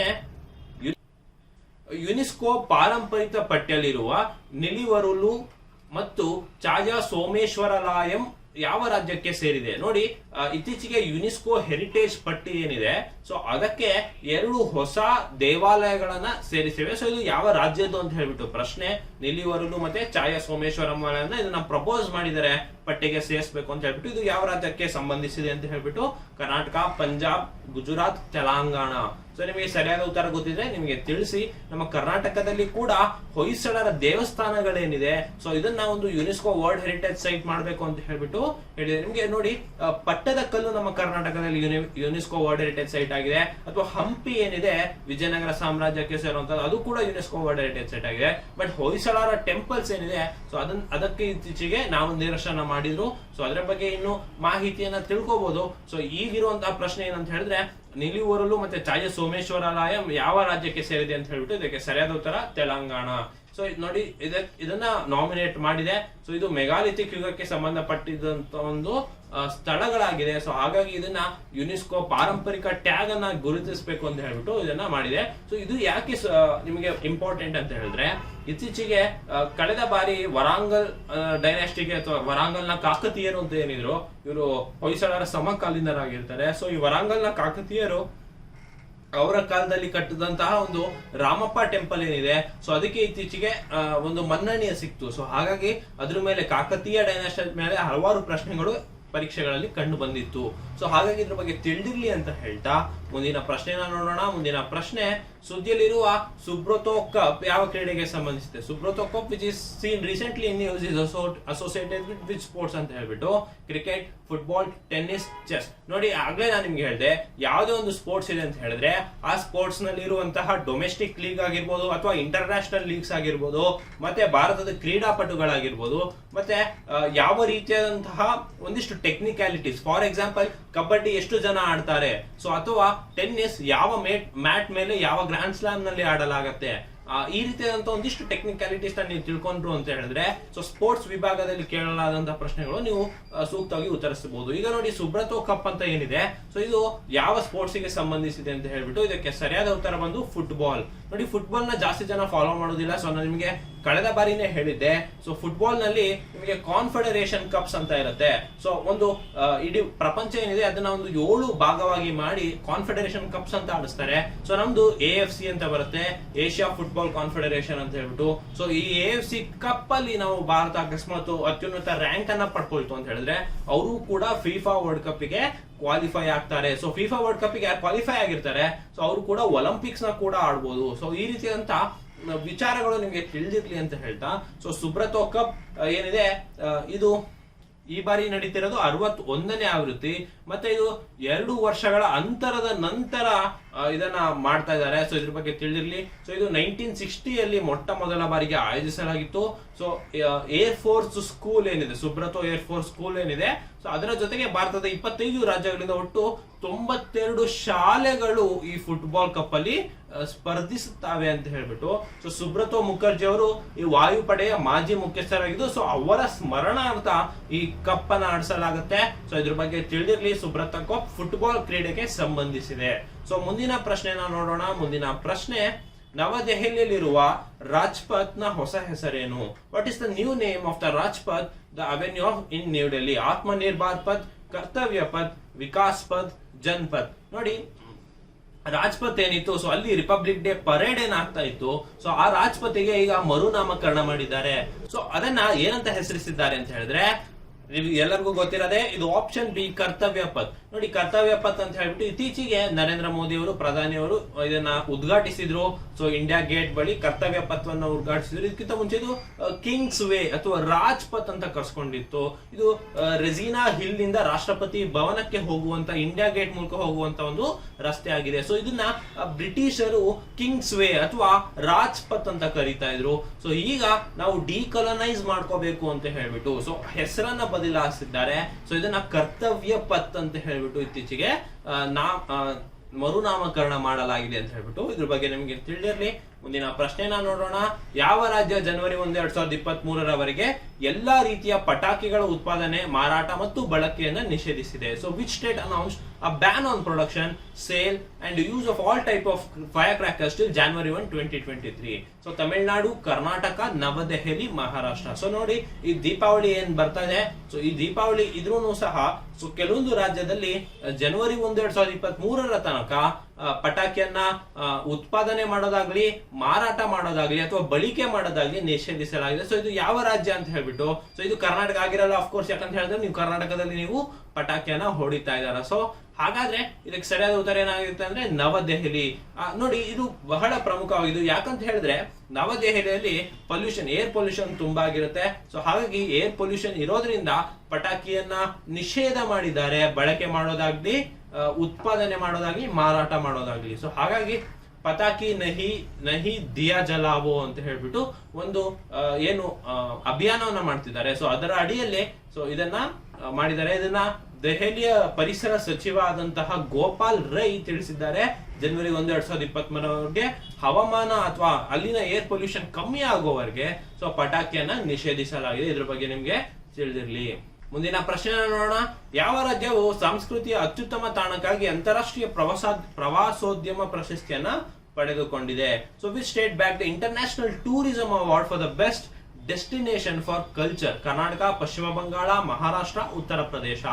ಸೊ ನೋಡಿ, ಒಂದು ಸಂಸ್ಕೃತಿಯ ಅತ್ಯುತ್ತಮ ತಾಣ ಅಂತ ಹೇಳ್ಬಿಟ್ಟು ಇಂಟರ್ನ್ಯಾಷನಲ್ ಅವಾರ್ಡ್, ಒಂದು ಟೂರಿಸಂ ಅವಾರ್ಡ್ ನ ಗೆದ್ದಿದೆ. ಸೊ ಇದು ಯಾವ ರಾಜ್ಯ ಅಂತ ಹೇಳಿದ್ರೆ ಪಶ್ಚಿಮ ಬಂಗಾಳ. ಸೊ ನೀವು ಕನ್ಫ್ಯೂಸ್ ಆಗ್ತೀರಾ, ಬಿಕಾಸ್ ಉತ್ತರ ಪ್ರದೇಶದಲ್ಲಿ ನಿಮ್ಗೆ ಕಾಶಿ ಸಿಗುತ್ತೆ. ಸೊ ಕಾಶಿ ಇರೋದ್ರಿಂದ ಉತ್ತರ ಪ್ರದೇಶ ಇರ್ಬೋದು ಅನ್ಕೊಳ್ತೀರಾ, ಅಥವಾ ಸುಮಾರು ಜನ ಕರ್ನಾಟಕ ಅಂತ ಹೇಳ್ಕೊಳ್ತೀರಾ. ಬಟ್ ಸರಿಯಾದ ಉತ್ತರ ಬಂದು ಪಶ್ಚಿಮ ಬಂಗಾಳ ಆಗಿರುತ್ತೆ ಸ್ನೇಹಿತರೆ. ಸೊ ಪಶ್ಚಿಮ ಬಂಗಾಳದಲ್ಲಿ ಇತ್ತೀಚೆಗೆ UN ವಿಶ್ವ ಪ್ರವಾಸೋದ್ಯಮ ಸಂಸ್ಥೆಯ ಅಂಗಸಂಸ್ಥೆಯಾದಂತಹ Pacific area travel writers association ಏನಿದೆ, ಸೊ ಇವರು ಪಶ್ಚಿಮ ಬಂಗಾಳಕ್ಕೆ ಅಂತಾರಾಷ್ಟ್ರೀಯ ಒಂದು ಮನ್ನಣೆ ಏನಿದೆ, ಸಾಂಸ್ಕೃತಿಕ ಅತ್ಯುತ್ತಮ ತಾಣ ಅಂತ ಹೇಳ್ಬಿಟ್ಟು ಕೊಟ್ಟಿದೆ. ಸೊ ಈ UNWTO ಏನಿದೆ, ಸೊ ಇದು 1946 ಸ್ಥಾಪನೆ ಆಗಿದೆ. ಇದರ ಕೇಂದ್ರ ಕಚೇರಿ ಮ್ಯಾಡ್ರಿಡ್, ಸ್ಪೇನ್ ನಲ್ಲಿದೆ. ಇದರ ಅಧ್ಯಕ್ಷ ಜುರಾಬ್ ಪೊಲಾಲಿಕೋಶ್ ವಾಲ್ವಿ ಅಂತ ಹೇಳ್ಬಿಟ್ಟು. ಸೊ ಇದ್ರ ಬಗ್ಗೆ ನಿಮ್ಗೆ ತಿಳಿದಿರ್ಲಿ. ಇದರ ಮುಂದಿನ ಪ್ರಶ್ನೆನ ನೋಡೋಣ. ಮುಂದಿನ ಪ್ರಶ್ನೆ, ಭಾರತದ ಯಾವ ರಾಜ್ಯ ಛಾತಾ ಯೋಜನೆಯನ್ನ ಪ್ರಾರಂಭಿಸಿತು? Which India state launch the Chhata scheme ಅಂತ ಹೇಳ್ಬಿಟ್ಟು? ಕರ್ನಾಟಕ, ಒಡಿಶಾ, ಮಹಾರಾಷ್ಟ್ರ, ಅಸ್ಸಾಂ. ನೋಡಿ, ಇದಕ್ಕೆ ಸರಿಯಾದ ಉತ್ತರ ಬಂದು ಒಡಿಶಾ ಆಗಿರುತ್ತೆ.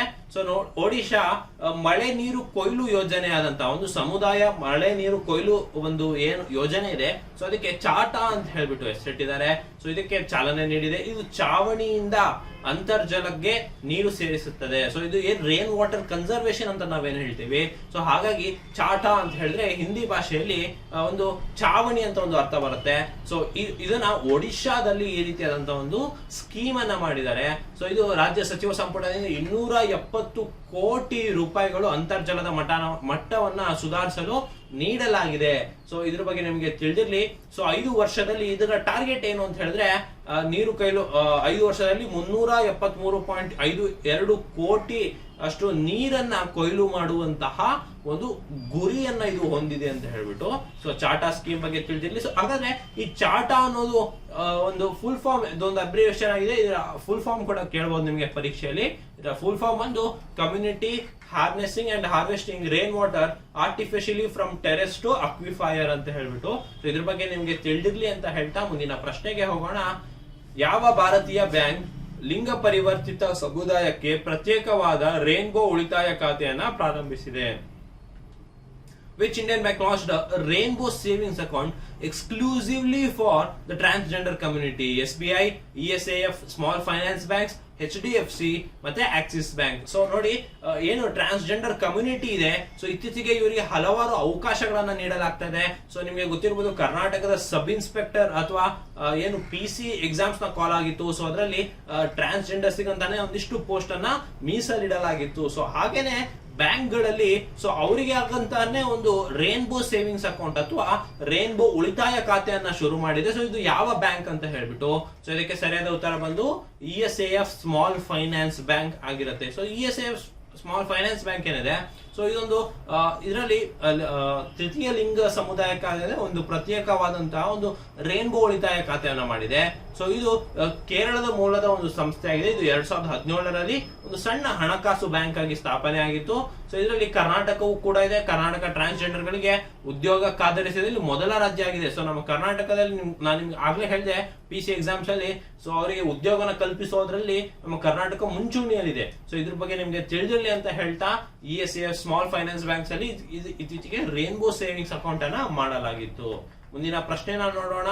ರಾಷ್ಟ್ರೀಯ ಜಂತು ಹುಳ ನಿವಾರಣಾ ದಿನವನ್ನ ಇತ್ತೀಚೆಗೆ ದೇಶಾದ್ಯಂತ ಯಾವ ದಿನಾಂಕದಂದು ಆಚರಿಸಲಾಯಿತು? The national deworming day was recently observed across the country on which date ಅಂತ ಹೇಳ್ಬಿಟ್ಟು ಜನವರಿ 10, ಫೆಬ್ರವರಿ 10, ಡಿಸೆಂಬರ್ 10, ಜೂನ್ 10. ನೋಡಿ, ನಾನು ನಿಮ್ಗೆ ಹೇಳ್ತಾ ಇದ್ದೆ ಈ ಡೇಟ್ಸ್ ಅನ್ನೋದು ಏನಿದೆ ಮತ್ತೆ ಅದರ ವಿಶೇಷತೆ ಏನಿದೆ, ಸೊ ಇದ್ರ ಮೇಲೆ ಹಲವಾರು ಬಾರಿ ಪ್ರಶ್ನೆ ಆಗುತ್ತೆ.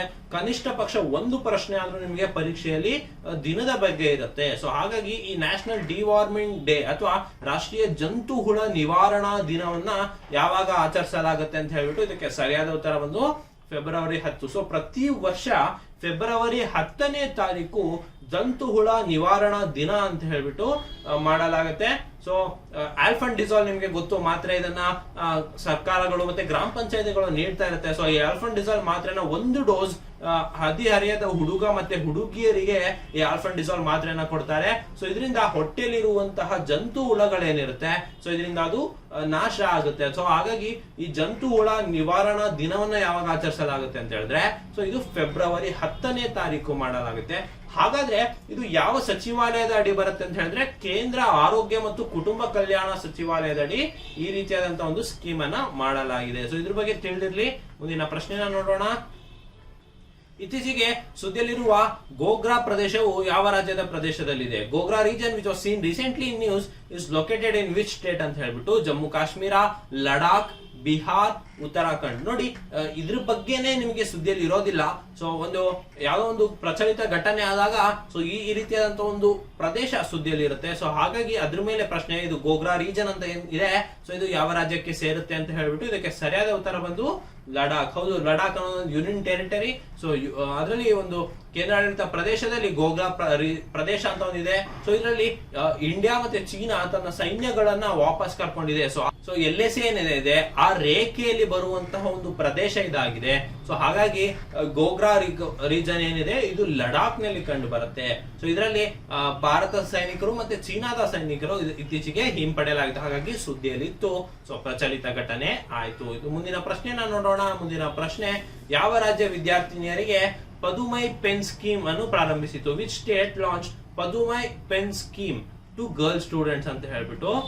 ಆಂಧ್ರ ಪ್ರದೇಶ, ತಮಿಳುನಾಡು, ತೆಲಂಗಾಣ, ಒಡಿಶಾ. ನೋಡಿ, ಪೆನ್ ಸ್ಕೀಮ್ ಅಂತ ಹೇಳ್ಬಿಟ್ಟು ಮಹಿಳಾ ಅಥವಾ ವಿದ್ಯಾರ್ಥಿನಿಯರಿಗೆ ಈ ರೀತಿಯಾದಂತಹ ಒಂದು ಸ್ಕೀಮ್ ಅನ್ನ ಯೋಜನೆಯನ್ನ ಪ್ರಾರಂಭಿಸಿದೆ. ಯಾವ ರಾಜ್ಯ ಅಂದ್ರೆ ತಮಿಳುನಾಡು. ನೋಡಿ, ಪದುಮೈ ಪೆನ್ ಯೋಜನೆ ಎಂದು ಕರೆಯಲ್ಪಡುವ ಮಾನ್ಸೂರ್ ರಾಜಾಮೃತ ಅಮ್ಮಯಾರ್ ಉನ್ನತ ಶಿಕ್ಷಣ ಭರವಸೆ ಯೋಜನೆ ಇದಾಗಿರುತ್ತೆ. ಸೊ ಇದು ಸ್ನಾತಕೋತ್ತರ ಪದವಿ, ಡಿಪ್ಲೊಮೊ, ITI ಯಾವುದೇ ರೀತಿಯಾದಂತಹ ಒಂದು ಕೋರ್ಸ್ ಏನಿದೆ, ಸೊ ಇದನ್ನ ಮಹಿಳಾ ವಿದ್ಯಾರ್ಥಿಗಳು ಮುಂದುವರಿಸಬೇಕು ಅಂತ ಹೇಳ್ಬಿಟ್ಟು ಸೊ ಅವರಿಗೆ ಮಾಸಿಕವಾಗಿ 100,000 ರೂಪಾಯಿಗಳ ಅನುದಾನ ಒದಗಿಸುತ್ತೆ.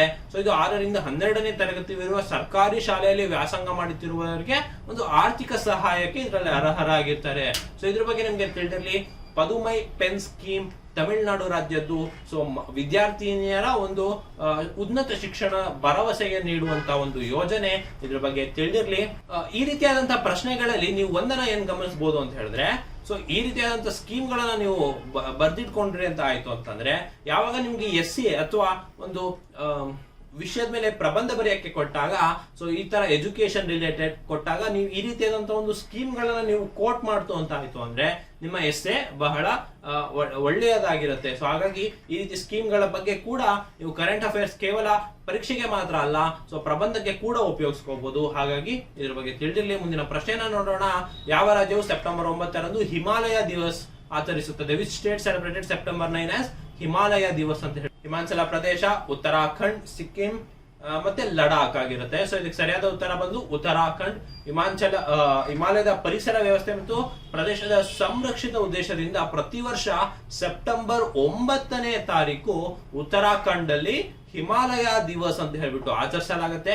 ಸೊ ಇದನ್ನ 2015ರಲ್ಲಿ ಅಲ್ಲಿನ ಮುಖ್ಯಮಂತ್ರಿ ಆಗಿದ್ದಂತಹ ಹರೀಶ್ ರಾವತ್ ಅವರು ಮೊದಲ ಹಿಮಾಲಯ ದಿನವನ್ನು ಆಚರಿಸಿದ್ರು. ಸೊ ಅಲ್ಲಿಂದ ಹಿಮಾಲಯ ದಿನವನ್ನ ಪ್ರತಿ ವರ್ಷ ಆಚರಿಸ್ಕೊಂಡು ಬರಲಾಗುತ್ತೆ. ಸೊ ಸೆಪ್ಟೆಂಬರ್ 9ನೇ ತಾರೀಕು ಹಿಮಾಲಯ ದಿವಸ್ ಉತ್ತರಾಖಂಡ್ ಅಲ್ಲಿ ಸೆಲೆಬ್ರೇಟ್ ಮಾಡಲಾಗುತ್ತೆ. ಸೊ ಮುಂದಿನ ಪ್ರಶ್ನೆನ ನೋಡೋಣ. ಮುಂದಿನ ಪ್ರಶ್ನೆ, ಭಾರತದ ರಕ್ಷಣಾ ಸಚಿವ ರಾಜನಾಥ್ ಸಿಂಗ್ ಅವರಿಗೆ ಯಾವ ದೇಶವು ತೇಜಸ್ ಎಂಬ ಬಿಳಿ ಕುದುರೆಯನ್ನು ಉಡುಗೊರೆಯಾಗಿ ನೀಡಿದೆ? Which country gifted a white horse named Tejas to defence minister Rajnath Singh? China, Mongolia, Nepal, Bangladesh. So ನೋಡಿ, ಈ ಉತ್ತರ ನಿಮಗೆ ಬಹಳ ಸುಲಭವಾಗಿದೆ. ಯಾವಾಗ ನಿಮಗೆ ನೀವು ಇಂಟರ್ನ್ಯಾಷನಲ್ ರಿಲೇಷನ್ಸ್ ಓದ್ತಾ ಇದ್ದು ನಮ್ಮ ಡಿಫೆನ್ಸ್ ಮಿನಿಸ್ಟರ್ ಅವರು ಯಾವ ದೇಶಕ್ಕೆ ಭೇಟಿ ನೀಡಿದ್ರು, ಅಥವಾ ನಮ್ಮ ಎಸ್ ಜೈಶಂಕರ್ ಅವ್ರು ಏನಿದ್ದಾರೆ ಎಕ್ಸ್ಟರ್ನಲ್ ಅಫೇರ್ಸ್ ಮಿನಿಸ್ಟರ್, ಸೊ ಇವರು ಯಾವ ದೇಶಕ್ಕೆ ಭೇಟಿ ನೀಡಿದ್ದಾರೆ ಅಂತ ಹೇಳ್ಬಿಟ್ಟು ನಿಮ್ಗೆ ಗೊತ್ತಿತ್ತು ಅಂತ ಹೇಳಿದ್ರೆ, ಸೊ ನೀವು ಇದನ್ನ ಈ ರೀತಿಯಾದಂತಹ ಒಂದು ಪ್ರಶ್ನೆಗಳಿಗೆ ಉತ್ತರವನ್ನು ನೀಡಬಹುದು. ಇದಕ್ಕೆ ಸರಿಯಾದ ಉತ್ತರ ಬಂದು ಮಂಗೋಲಿಯಾ. ಸೊ ಹೌದು, ಮಂಗೋಲಿಯಾಗೆ ಭೇಟಿ ನೀಡಿದ್ದ ಭಾರತೀಯ ರಕ್ಷಣಾ ಸಚಿವ ರಾಜನಾಥ್ ಸಿಂಗ್ ಅವರಿಗೆ ಮಂಗೋಲಿಯನ್ ಅಧ್ಯಕ್ಷ ಆದಂತಹ ಉಕ್ನಾಗಿಸನ್ ಅವರು ಸೊ ಒಂದು ಬಿಳಿಯ ಕುದುರೆ ತೇಜಸ್ ಅಂತ ಹೇಳ್ಬಿಟ್ಟು ಒಂದನ್ನ ಗಿಫ್ಟ್ ನೀಡಿದ್ದಾರೆ. ಸೊ ಇದೊಂದು 7 ವರ್ಷಗಳ ಹಿಂದಿನ ಈ ದೇಶದ ನಾಯಕ ನರೇಂದ್ರ ಮೋದಿ ಉಡುಗೊರೆಯಾಗಿ ಪಡೆದಿದ್ರು ಇದೇ ರೀತಿಯಾದಂತಹ ಒಂದು ಉಡುಗೊರೆ. ಸೊ ಈಗ ಮಂಗೋಲಿಯಾ ಕುದುರೆಗಳನ್ನು ತಾಕಿ ಅಂತ ಹೇಳ್ಬಿಟ್ಟು ಕರೀತಾರೆ. ಸೊ ಇದ್ರ ಬಗ್ಗೆ ತಿಳಿದಿರ್ಲಿ. ಮುಂದಿನ ಪ್ರಶ್ನೆನ ನೋಡೋಣ. ಮುಂದಿನ ಪ್ರಶ್ನೆ, ಸೀಸಿಂಗ್ ದಿ ಗ್ಲೋಬಲ್ ಆಪರ್ಚುನಿಟಿ ಶೀರ್ಷಿಕೆಯ ಸಿಐಐ ಗ್ಲೋಬಲ್ ಮೆಟ್ಟೆಕ್ ಶೃಂಗಸಭೆ ಯಾವ ನಗರದಲ್ಲಿ ಆಯೋಜಿಸಿದೆ? Which city hosted the CII global medtech summit title seizing the global opportunity ಅಂತ ಹೇಳ್ಬಿಟ್ಟು. ಸೊ ಇದಕ್ಕೆ ಮುಂಬೈ, ನವದೆಹಲಿ, ತಮಿಳುನಾಡು, ಗುಜರಾತ್. ನೋಡಿ, ಇದನ್ನ ಪೇಪರ್ ಅಲ್ಲಿ ಆಲ್ಮೋಸ್ಟ್ ಆರ್ಟಿಕಲ್ ಒಂದು ಚಿಕ್ಕ ಒಂದು ಆರ್ಟಿಕಲ್ ನ ಕೊಟ್ಟಿರ್ತಾರೆ. ಸೊ ಈ ರೀತಿಯ ಒಂದು ಸಮ್ಮಿಟ್ ನಡೆದಿತ್ತು ಅಂತ ಹೇಳ್ಬಿಟ್ಟು, ಸೊ ಅದ್ರ ಬಗ್ಗೆ ಈ ರೀತಿ ಒಂದು ಚಿಕ್ಕದಾಗಿ ಒಂದು ಕೊಟ್ಟಿರ್ತಾರೆ. ಸೊ ಆದ್ರೆ ಇದ್ರ ಮೇಲೂ ಸಹ ಒಂದು ಪ್ರಚಲಿತ ಘಟನೆಗಳ ಪ್ರಶ್ನೆಗಳು ಆಗ್ಬೋದು. ಸೊ ಈ ರೀತಿ ಇದಕ್ಕೆ ಸರಿಯಾದ ಉತ್ತರ ಬಂದು ನವದೆಹಲಿ ಆಗಿರುತ್ತೆ. ಸೊ ಇದಕ್ಕೆ ಒಂದು ಏನು ಜಾಗತಿಕ ಅವಕಾಶವನ್ನ ವಶಪಡಿಸಿಕೊಳ್ಳುವುದು ಅಂತ ಅರ್ಥ ಬರುತ್ತೆ. So ceasing the global opportunity ಅಂತ ಹೇಳಿದ್ರೆ, ಸೊ 2025ರ ವೇಳೆಗೆ ಭಾರತದಲ್ಲಿ ಆರೋಗ್ಯ ಕ್ಷೇತ್ರವು $50 ಶತಕೋಟಿ ಅಷ್ಟು ಒಂದು ಗಾತ್ರವನ್ನು ತಲುಪುವ ನಿರೀಕ್ಷೆ ಇದೆ. ಸೊ ಹಾಗಾಗಿ ಈ ರೀತಿಯಾದ ಒಂದು ಗ್ಲೋಬಲ್ ಸಮಿಟ್ ಅನ್ನ ಮಾಡಲಾಗಿತ್ತು. ಸೊ ಇದು ನವದೆಹಲಿಯಲ್ಲಿ ಮಾಡಲಾಗಿತ್ತು. ಇದ್ರ ಬಗ್ಗೆ ನಿಮ್ಗೆ ತಿಳಿದಿರ್ಲಿ. ಹೆಚ್ಚಿನ ಮಾಹಿತಿಗಾಗಿ ನೀವು ಸ್ಪರ್ಧಾ ಅಶ್ವಮೇಧ ಮ್ಯಾಗಝೀನ್ ಅನ್ನ ಡೌನ್ಲೋಡ್ ಮಾಡ್ಕೊಳ್ಬೇಕಾಗತ್ತೆ. ಮುಂದಿನ ಪ್ರಶ್ನೆನ ನೋಡೋಣ. ಕೇಂದ್ರ ವಾಣಿಜ್ಯ ಸಚಿವರು ಯಾವ ದೇಶದಲ್ಲಿ SETU ರೂಪಾಂತರ ಮತ್ತು ಉನ್ನತಿಯ ಉದ್ಯಮವನ್ನು ಬೆಂಬಲಿಸಲು ಕಾರ್ಯಕ್ರಮವನ್ನು ಪ್ರಾರಂಭಿಸಿದ್ದಾರೆ? Union commerce minister launch SETU, Setu ಅಂತ ಹೇಳ್ಬಿಟ್ಟು ಕರಿತೀವಿ. So supporting entrepreneurs in the transformation and upskilling program in which country ಅಂತ ಹೇಳ್ಬಿಟ್ಟು. So Russia, USA, China, Germany. So ಇದಕ್ಕೆ ಸರಿಯಾದ ಉತ್ತರ ಬಂದು ಅಮೆರಿಕ ಆಗಿರುತ್ತೆ ಅಥವಾ USA ಆಗಿರುತ್ತೆ. ಸೊ ಸೇತು ಅಥವಾ SETU ಅಂತ ಏನ್ ಕರಿತೀವಿ, supporting entrepreneurs and transformation and upskilling program ಅಂತ ಹೇಳ್ಬಿಟ್ಟು.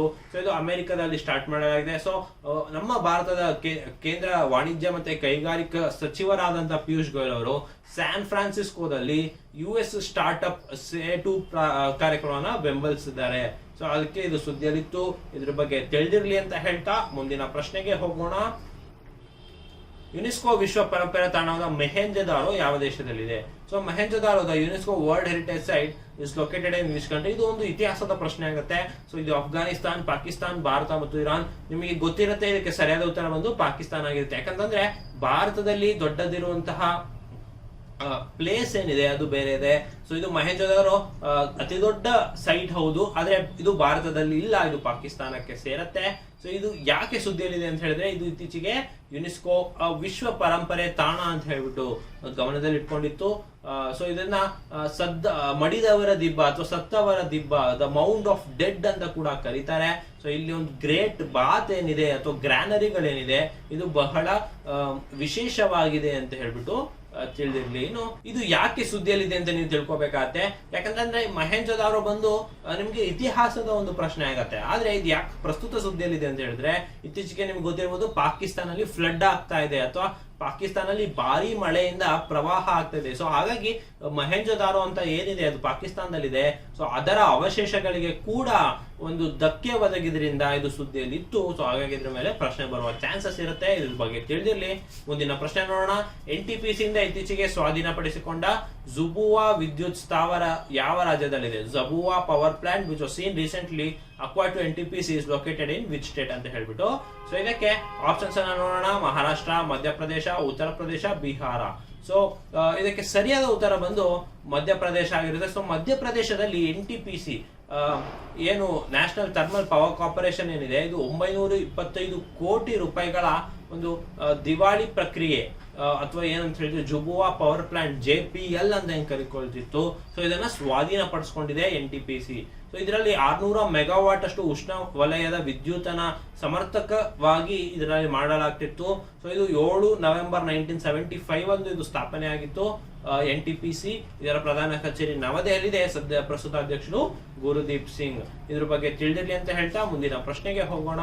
ಯಾವ ನಗರವು ಶಿಕ್ಷಕ್ ಪರ್ವ ಸಮ್ಮೇಳನ ಆಯೋಜಿಸಿತ್ತು? Which city hosted the inaugural Shikshak Parv conclave? Shikshak Parv conclave. Option A New Delhi, B Tamil Nadu, C Karnataka, D Kerala. So ಇದಕ್ಕೆ ಸರಿಯಾದ ಉತ್ತರ ಬಂದು ನವದೆಹಲಿ ಆಗಿರುತ್ತೆ. ಸೊ ಶಿಕ್ಷಕ ಪರ್ವ ಇದು ಶಿಕ್ಷಕರನ್ನ ಅಭಿನಂದಿಸಲು ರಾಷ್ಟ್ರೀಯ ಶಿಕ್ಷಣ ನೀತಿ 2020 ಮುಂದಕ್ಕೆ ಕೊಂಡೊಯ್ಯುತ್ತೆ ಅಂತ ಹೇಳ್ಬಿಟ್ಟು. ಸೊ ಇದು ರಾಷ್ಟ್ರೀಯ ಮಾನಸಿಕ ಆರೋಗ್ಯ ಸಮೀಕ್ಷೆಯ ವರದಿ ಪ್ರಕಾರ ರಾಷ್ಟ್ರೀಯ ಪ್ರತಿಷ್ಠಾನದ ಒಂದು ಸಾಕ್ಷರತೆ ಮೇಲೆ ಒಂದು ಸಂಖ್ಯಾಶಾಸ್ತ್ರ ಒಂದು ವರದಿ ಕೂಡ ಇದರಲ್ಲಿ ಬಿಡಲಾಯಿತು.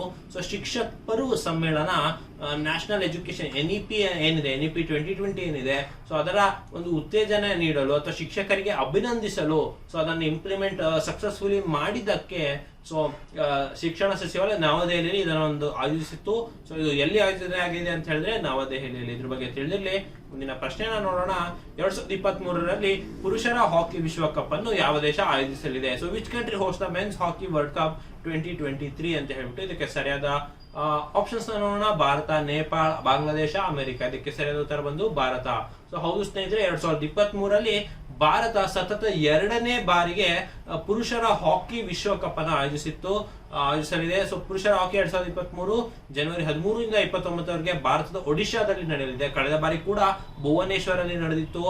ಸೊ ಇದ್ರ ಬಗ್ಗೆ ತಿಳಿದಿರಲಿ. ಇನ್ನು 2022ರಲ್ಲಿ ಮಹಿಳಾ ವಿಶ್ವಕಪ್ ಅನ್ನು ಸ್ಪೇನ್ ಮತ್ತೆ ನೆದರ್ಲ್ಯಾಂಡ್ಸ್ ನಲ್ಲಿ ಆಯೋಜಿಸಲಾಗಿತ್ತು. ಅಂತಾರಾಷ್ಟ್ರೀಯ ಹಾಕಿ ಫೆಡರೇಷನ್ ಏನಿದೆ, ಸೊ ಇಂಟರ್ನ್ಯಾಷನಲ್ ಹಾಕಿ ಫೆಡರೇಷನ್ ಏನಿದೆ, ಇದು 1924 ಅಲ್ಲಿ ಸ್ಥಾಪನೆ ಆಗಿತ್ತು. ಇದು ಲಾಸನ್ನೆ ಸ್ವಿಟ್ಜರ್ಲ್ಯಾಂಡ್ ನಲ್ಲಿ ಇದೆ. ಸೊ ಇದರ ದೇಶ ಸೀಫ್ ಅಹಮದ್ ಆಗಿದೆ. ಸೊ ನಿಮ್ಗೆ ಹಾಕಿಯ ಸಂಬಂಧ ಒಂದಿಷ್ಟು ಸುದ್ದಿ ಆಗಿತ್ತು, ಆಗ ಅದರ ಮಾನ್ಯತೆ ಕಳ್ಕೊಂಡಿತ್ತು ಅಂತ ಹೇಳಿ. ಇನ್ನು ಈ ವರ್ಲ್ಡ್ ಕಪ್ ಏನಿದೆ ಯಾವ ಸ್ಟೇಡಿಯಂ ಅಲ್ಲಿ ಆಡಲಾಗುತ್ತೆ ಅನ್ನೋ ಪ್ರಶ್ನೆ ಬರ್ಬೋದು.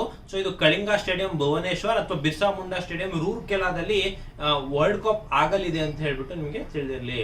ಮುಂದಿನ ಪ್ರಶ್ನೆನ ನೋಡೋಣ. ಮುಂದಿನ ಪ್ರಶ್ನೆ, ಯಾವ ಸಂಸ್ಥೆ ಭಾರತದಲ್ಲಿ ಆಣ್ವಿಕ ನ್ಯೂರೋಮಾರ್ಫಿಕ್ ಕಂಪ್ಯೂಟಿಂಗ್ ತಂತ್ರಜ್ಞಾನವನ್ನು ನಿರ್ಮಿಸುವ ಗುರಿ ಹೊಂದಿದೆ?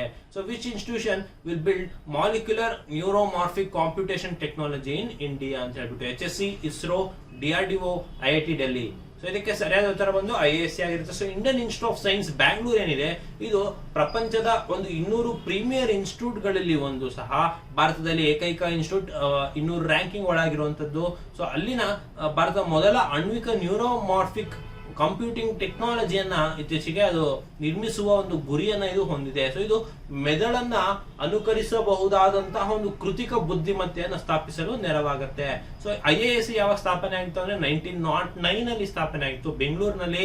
ಇದರ ಸಂಸ್ಥಾಪಕರು ಜಮ್ಶೆಡ್ಜಿ ಟಾಟಾ ಅವರು, ಮತ್ತೆ ಆಗಿನ ಮೈಸೂರು ರಾಜರಾದಂತಹ ಕೃಷ್ಣರಾಜ ಒಡೆಯರ್ ಮತ್ತೆ ಸ್ವಾಮಿ ವಿವೇಕಾನಂದ ಇವರೆಲ್ಲ ಒಂದು ಏನು ಪರಿಕಲ್ಪನೆ ಇತ್ತು. So Indian institute of science ಸ್ಥಾಪನೆ ಆಗಿತ್ತು.